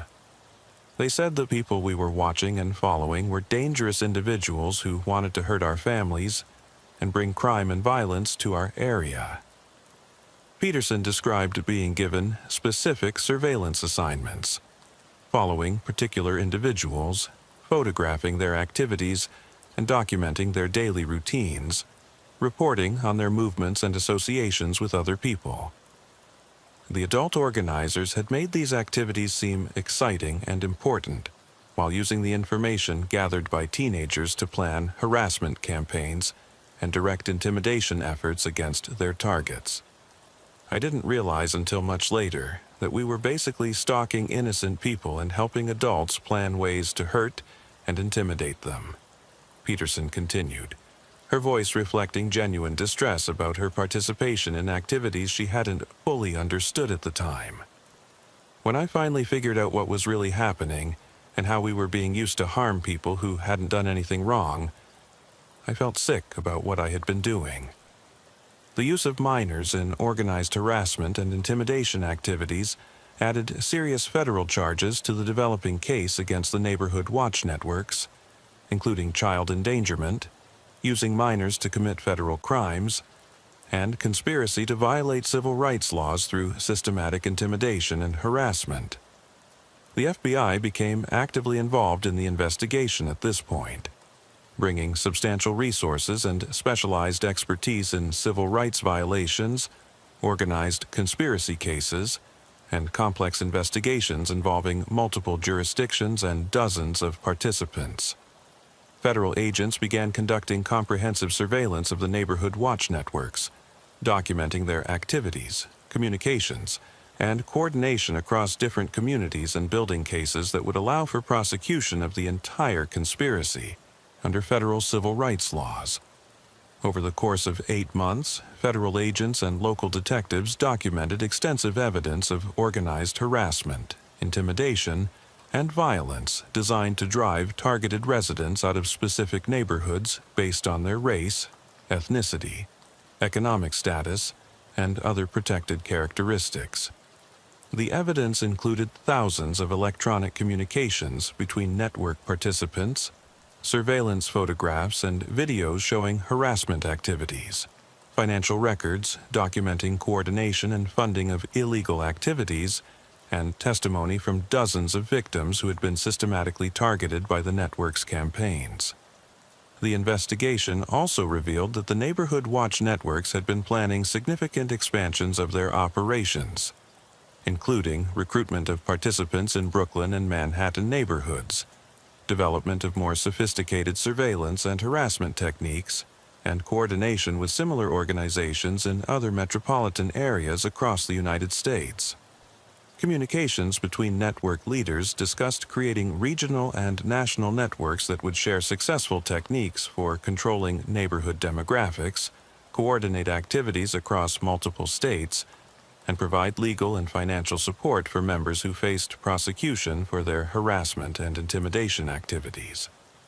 The case finally broke open when federal agents executed simultaneous arrests of Susan Matthews and 12 other key organizers of the neighborhood watch networks on a single morning in November, catching the leadership off guard and preventing them from destroying evidence or fleeing to avoid prosecution. The arrests were coordinated across multiple locations in Queens, Nassau County, and Suffolk County, with federal agents and local police executing search warrants at the homes and offices of network participants to seize computers, documents, cell phones, surveillance equipment, and other evidence of their illegal activities. The evidence seized during the arrests revealed the full scope and sophistication of the conspiracy that had been operating for over 2 years. The neighborhood watch networks had affected dozens of neighborhoods across the New York metropolitan area, had successfully forced more than 40 families to move out of areas where they had been targeted for sustained harassment campaigns, and had been planning systematic expansion of their operations to affect hundreds of additional families across multiple states. The networks had also been working to influence local political processes, supporting candidates who would implement policies favorable to their demographic control efforts, and opposing politicians who supported fair housing initiatives, anti-discrimination laws, and other policies that would interfere with their ability to control neighborhood compositions through harassment and intimidation. Documents seized during the arrests showed that network leaders had been researching techniques used by similar groups in other parts of the country, studying legal boundaries for harassment activities, and developing increasingly sophisticated methods for avoiding detection and prosecution, while maximizing pressure on targeted families and individuals. The arrests and subsequent revelations about the neighborhood watch networks made national news as one of the largest civil rights conspiracy cases in New York state history. Media coverage exposed how seemingly legitimate community safety programs could be systematically corrupted and used as fronts for organized discrimination and harassment campaigns, highlighting the vulnerability of minority families and economically disadvantaged individuals in suburban communities where residents were willing to organize systematic campaigns of intimidation. The story also generated significant discussion about the role of social media and electronic communications in enabling and coordinating harassment campaigns, the challenges law enforcement faced in identifying and prosecuting organized discrimination that operated under the cover of legitimate community activities, and the need for stronger legal protections for people targeted by systematic harassment based on their race, ethnicity, or economic status. Susan Matthews and 11 other neighborhood watch leaders were eventually convicted on federal civil rights violations, conspiracy charges, child endangerment counts, and various state charges related to harassment, stalking, intimidation, and property damage. They received sentences ranging from 8 to 20 years in federal prison, depending on their level of leadership within the networks and the severity of their individual participation in illegal activities. Matthews herself, as the primary organizer and coordinator of the conspiracy, received a 20-year federal sentence, and was ordered to pay substantial restitution to families who had been forced to move because of harassment campaigns, suffered property damage, or incurred other financial losses as a result of the network's illegal activities.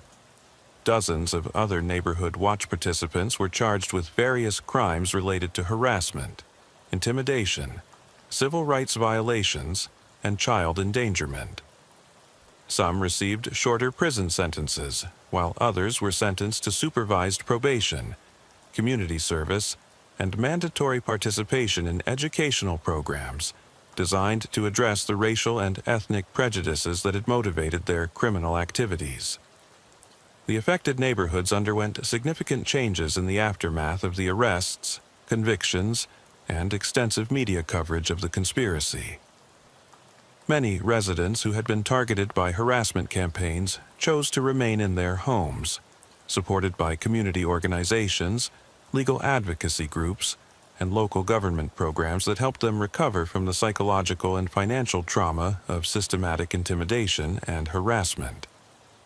New Neighborhood Watch programs were eventually established in some areas, but with strict oversight from law enforcement agencies, community organizations, and civil rights groups to ensure that they focused exclusively on legitimate crime prevention activities and couldn't be corrupted by individuals seeking to use them for harassment or discrimination purposes.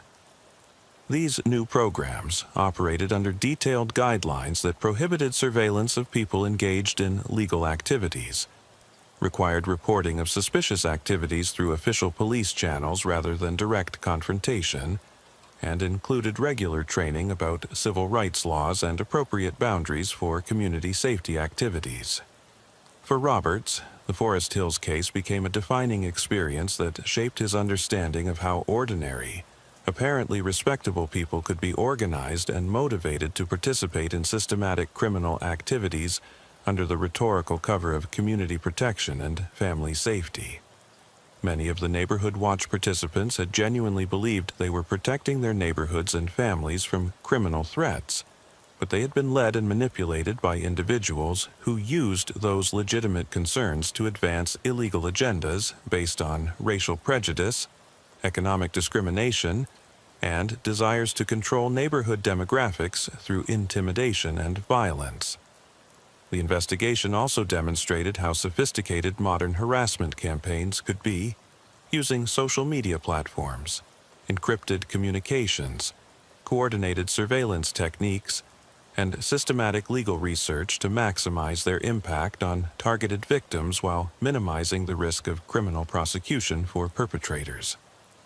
The network leaders had studied civil rights law extensively, developing harassment methods that were designed to terrorize victims while staying just within legal boundaries, or at least making prosecution difficult and expensive for law enforcement agencies with limited resources. But perhaps most troubling to Roberts was the discovery of how many otherwise law-abiding residents had been willing to participate in systematic harassment and intimidation, once they were convinced it was justified by community safety concerns and property protection needs. Dozens of people who considered themselves responsible citizens and community leaders had engaged in illegal surveillance, vandalism, stalking, and intimidation because they believed they were protecting their neighborhoods from undesirable elements and criminal threats. The case also revealed the vulnerability of suburban communities to organized discrimination campaigns that operated under the cover of legitimate community programs. The Neighborhood Watch networks had been able to recruit participants, coordinate illegal activities, and maintain their operations for years without attracting serious law enforcement attention because they appeared to be engaged in activities that were generally supported and encouraged by police departments and community leaders. 3 months after the major arrests, Roberts received additional training in civil rights law enforcement and was assigned to work with the Queens District Attorney's Civil Rights Bureau, specializing in investigating hate crimes, organized harassment campaigns, and other violations of civil rights laws that required coordination between local and federal law enforcement agencies. The skills he had developed during the Forest Hills investigation, recognizing patterns of organized harassment, understanding how legitimate community programs could be systematically corrupted for illegal purposes, working with federal agencies on complex civil rights cases, and building trust with victims who had been targeted by systematic discrimination, served him well in his expanded role investigating similar cases throughout Queens and cooperating with federal authorities on regional civil rights enforcement efforts. But the Forest Hills case also left Roberts with lasting concerns about the potential for community programs and civic organizations to be used as fronts for discriminatory activities that could operate for years without detection if law enforcement agencies didn't maintain appropriate oversight, and community members didn't have effective ways to report harassment and intimidation without fear of retaliation. Every neighborhood watch program, community safety initiative, residents association, or civic organization Roberts encountered in his subsequent work was now evaluated through the lens of what he had learned about how easily legitimate community concerns could be manipulated to justify illegal harassment, discrimination, and violence against vulnerable individuals and families. Roberts also became acutely aware of how difficult it could be for victims of systematic harassment to get appropriate law enforcement response, especially when the harassment was conducted by organized groups of apparently respectable community members who understood how to present their activities as legitimate community safety efforts rather than criminal conspiracies designed to terrorize and intimidate people based on their race, ethnicity, or economic status. The case had demonstrated that modern civil rights violations often operated through seemingly legitimate organizations and programs, using sophisticated techniques developed through research and coordination between multiple groups operating in different communities. The Forest Hills Neighborhood Watch Network hadn't been an isolated incident, or the result of a few prejudiced individuals acting independently. It had been part of a coordinated effort involving dozens of people across multiple communities, all working together to achieve similar goals through similar methods. 2 years after the arrests and convictions, Roberts was invited to speak at a national conference on civil rights enforcement, sharing the lessons learned from the Forest Hills investigation with law enforcement officers, prosecutors, and community leaders from across the United States. His presentation focused on recognizing the warning signs of organized harassment campaigns, understanding how legitimate community programs could be corrupted for discriminatory purposes, and developing effective law enforcement responses that could protect victims while respecting the rights of community members engaged in legitimate safety and advocacy activities.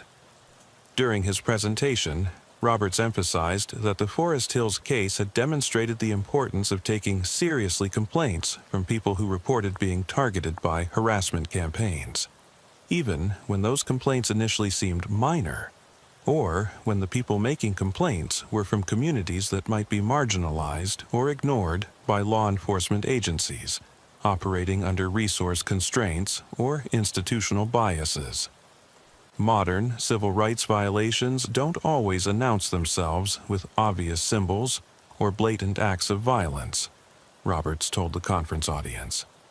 They often operate through organized networks that use legitimate community programs as cover for systematic harassment and intimidation, designed to control neighborhood demographics through methods that are specifically calculated to avoid obvious criminal liability. Roberts explained how the Forest Hills investigation had required months of patient work to uncover evidence of criminal activity that was designed to appear legitimate on the surface, and how the case had ultimately required coordination between local police, state prosecutors, and federal agencies to successfully prosecute a conspiracy that involved dozens of participants operating across multiple jurisdictions. The people running these harassment campaigns study civil rights law more carefully than many law enforcement officers do, Roberts continued. They understand exactly what evidence prosecutors need to prove criminal violations, and they design their activities to make that evidence difficult and expensive to obtain. Successful prosecution requires sustained commitment from law enforcement agencies and prosecutors who are willing to invest the time and resources necessary to document systematic patterns of harassment and intimidation. The conference presentation led to Roberts being recruited by the FBI's Civil Rights Division to work on a task force investigating similar neighborhood watch conspiracies in other metropolitan areas across the United States. The task force had identified patterns of organized harassment in suburban communities in at least 12 states, all using methods and organizational techniques that were remarkably similar to those developed by the Forest Hills networks. Working with federal agents and local law enforcement officers from across the country, Roberts helped investigate and prosecute similar cases in communities where residents had organized systematic campaigns to control neighborhood demographics through harassment, intimidation, and violence disguised as legitimate community safety activities. These investigations revealed that the techniques developed by the Forest Hills networks had been shared through internet forums, regional conferences, and informal networks of like-minded residents who were committed to maintaining what they considered appropriate demographic compositions in their communities. The methods had been refined and adapted for different local conditions, but the basic organizational principles and harassment techniques were remarkably consistent across different regions and communities. Over the course of 3 years, working with the federal task force, Roberts participated in investigations that resulted in the prosecution of over 200 people involved in organized harassment campaigns in suburban communities across 15 states. The cases revealed a coordinated national network of residents who were using neighborhood watch programs, homeowners associations, and other community organizations as fronts for systematic discrimination designed to drive away families and individuals they considered undesirable, based on race, ethnicity, religion, economic status, and other protected characteristics. But perhaps more importantly, the investigations led to significant changes in how law enforcement agencies monitored community organizations and responded to complaints about harassment and discrimination. Police departments across the country implemented new training programs for officers who worked with neighborhood watch groups, developed protocols for identifying and investigating organized harassment campaigns, and established partnerships with civil rights organizations that could provide support and advocacy for victims of systematic intimidation. Community organizations also developed new oversight mechanisms for neighborhood watch programs and other citizen safety initiatives, establishing clear boundaries for appropriate activities and creating reporting systems that allowed community members to raise concerns about harassment or discrimination without fear of retaliation from program leaders or other participants. These policy changes were designed to preserve the legitimate community safety benefits of neighborhood watch programs, while preventing their use as fronts for discriminatory harassment and intimidation.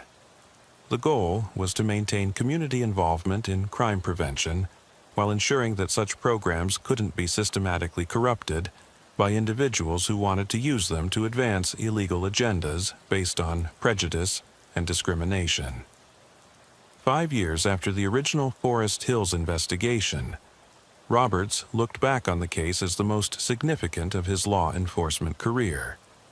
It had exposed a sophisticated network of organized harassment that had affected dozens of families across multiple communities, had resulted in major policy changes designed to protect vulnerable populations from systematic discrimination, and had led to his own professional development as a specialist in civil rights enforcement.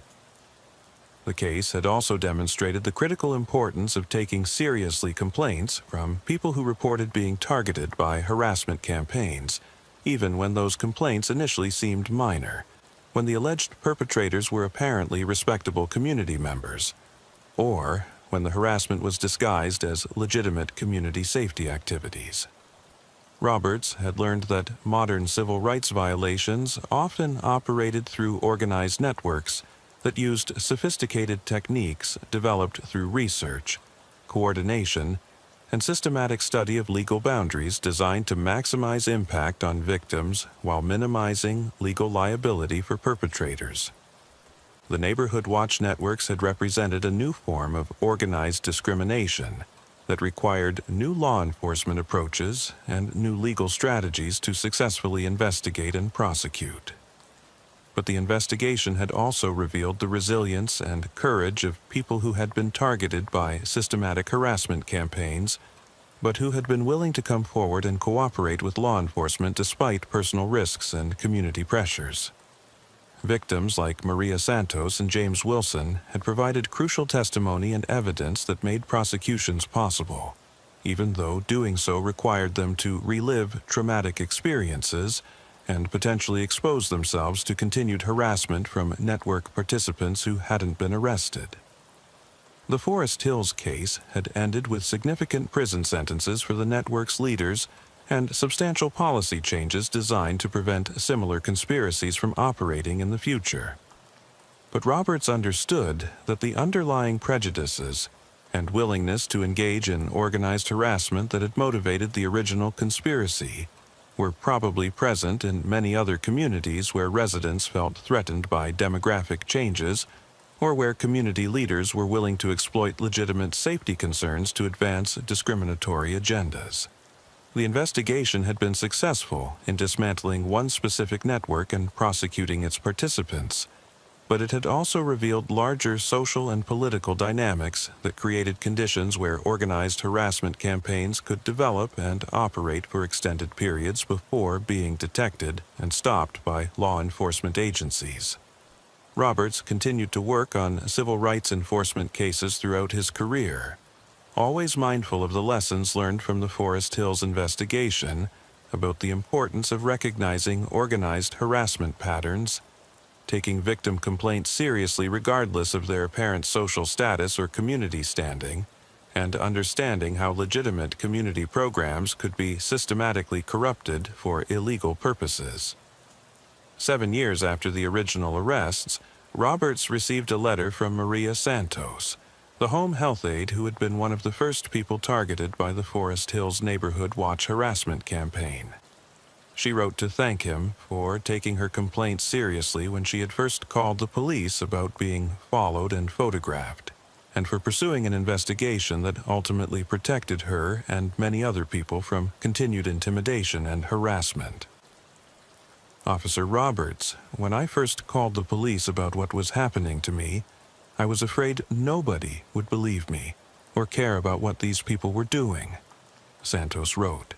But you listened to me and took action to protect not just me, but dozens of other people who were being targeted by these groups. Thank you for treating us like human beings who deserve to live and work in peace, and for showing that law enforcement could protect people like us from organized harassment and intimidation. Santos had remained in her position as a home health aide, continuing to provide care for elderly residents who needed assistance with daily activities.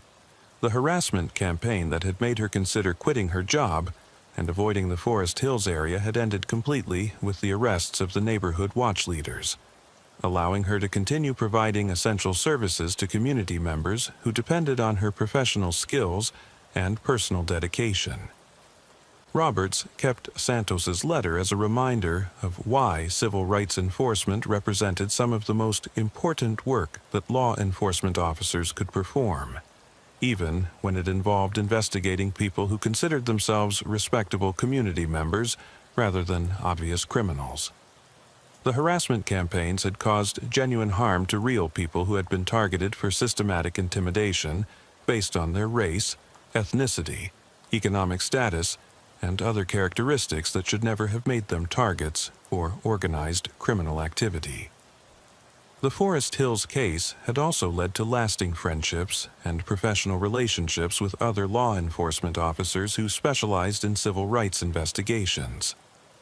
Roberts maintained regular contact with Detective Lisa Thompson, who had become a nationally recognized expert in investigating organized harassment campaigns and hate crimes that operated through apparently legitimate community organizations. Together, Roberts and Thompson developed training materials that were used by law enforcement agencies across the country to teach officers how to recognize signs of organized harassment, conduct effective investigations of systematic discrimination campaigns, and work with prosecutors and civil rights organizations to protect victims while building cases that could successfully prosecute complex conspiracy charges. Their training programs emphasized that civil rights violations in suburban communities often looked very different from traditional hate crimes that involved obvious symbols or blatant acts of violence. Modern discrimination frequently operated through organized networks that used legitimate community programs as cover for systematic harassment designed to control neighborhood demographics through intimidation and economic pressure rather than direct violence. The training also stressed the importance of understanding how victims of organized harassment might be reluctant to report their experiences to law enforcement, either because they feared retaliation from powerful community members or because they doubted that police would take their complaints seriously when the alleged perpetrators were apparently respectable residents engaged in community safety activities. 10 years after the Forest Hills investigation began, Roberts was promoted to supervise the Civil Rights Unit of the Queens District Attorney's Office, overseeing a team of detectives who specialized in investigating hate crimes, organized harassment campaigns, housing discrimination, and other violations of civil rights laws that required coordination between local and federal law enforcement agencies. In his supervisory role, Roberts continued to emphasize the lessons learned from the Forest Hills case about the importance of recognizing patterns of organized harassment, taking victim complaints seriously regardless of the apparent respectability of alleged perpetrators, and understanding how legitimate community programs could be corrupted for discriminatory purposes. Under Roberts' leadership, the Civil Rights Unit developed new protocols for investigating complaints about systematic harassment, established partnerships with community organizations that could provide support and advocacy for victims of discrimination, and created training programs that helped other law enforcement officers throughout New York City recognize and investigate similar cases. The unit also worked closely with federal authorities to identify and prosecute organized harassment networks that operated across multiple jurisdictions, sharing intelligence and coordinating investigations that required resources and legal authority beyond what local agencies could provide independently. Roberts' team investigated dozens of cases involving organized discrimination and harassment over the years, including housing discrimination schemes, employment-based harassment campaigns, and systematic efforts to drive minority-owned businesses out of specific commercial areas. While each case had unique characteristics, many of them shared organizational features and methods that had first been identified during the Forest Hills Neighborhood Watch investigation. The most significant case Roberts' unit handled involved a network of landlords and property management companies that had been systematically discriminating against minority tenants through coordinated harassment, illegal eviction attempts, and maintenance negligence designed to force targeted families to move out of specific apartment buildings and neighborhoods. The investigation revealed that the landlords had been sharing information about tenants they wanted to remove, coordinating harassment activities across multiple properties, and using legal and financial pressure to drive away families based on their race, ethnicity, and economic status. The case resulted in major civil rights violations, prosecutions, and substantial financial settlements for affected families. But for Roberts, the most important aspect of his continuing work in civil rights enforcement was the opportunity to prevent future harassment campaigns by identifying and investigating suspicious activities before they could escalate to the levels of systematic intimidation and violence that had characterized the Forest Hills Neighborhood Watch networks. The unit's proactive investigations had identified and disrupted several developing harassment campaigns in their early stages, preventing them from growing into large-scale conspiracies that could affect dozens of families over periods of years. Early intervention had proven to be much more effective than reactive investigations that began only after harassment campaigns had been operating for extended periods. Roberts also worked with community organizations, civil rights advocacy groups, and local government agencies to develop educational programs that helped residents understand the differences between legitimate community safety activities and harassment campaigns that violated civil rights laws. These programs were designed to preserve community involvement in crime prevention while preventing the kind of systematic corruption that had characterized the Forest Hills neighborhood watch networks. Looking back on his career 15 years after the original Forest Hills investigation, Roberts considered the case to be a perfect example of how patient, thorough police work could uncover and prosecute sophisticated criminal conspiracies that operated under the cover of legitimate community activities. The investigation had required months of careful work to document patterns of harassment and intimidation that were designed to appear legal on the surface, but it had ultimately protected dozens of families from continued persecution and had established important legal precedents for prosecuting organized discrimination campaigns. The case had also demonstrated the critical importance of listening to victims who reported being targeted by harassment, even when their complaints initially seemed minor, or when the alleged perpetrators were apparently respectable community members. Maria Santos's willingness to report the harassment she experienced, and Robert's decision to take her complaints seriously, had been the starting point for an investigation that ultimately exposed a multi-state conspiracy involving hundreds of participants. Most importantly, the Forest Hills case had shown that civil rights enforcement required sustained commitment from law enforcement agencies, prosecutors, and community organizations working together to protect vulnerable populations from systematic discrimination and harassment. The investigation had been successful because it involved coordination between local police, state prosecutors, federal agencies, and civil rights advocacy groups, all working toward the common goal of ensuring that all residents could live in peace regardless of their race, ethnicity, economic status, or other characteristics. The neighborhood watch networks that had terrorized the Forest Hills community were gone. Their leaders were serving federal prison sentences, and the affected neighborhoods had recovered from years of systematic harassment and intimidation.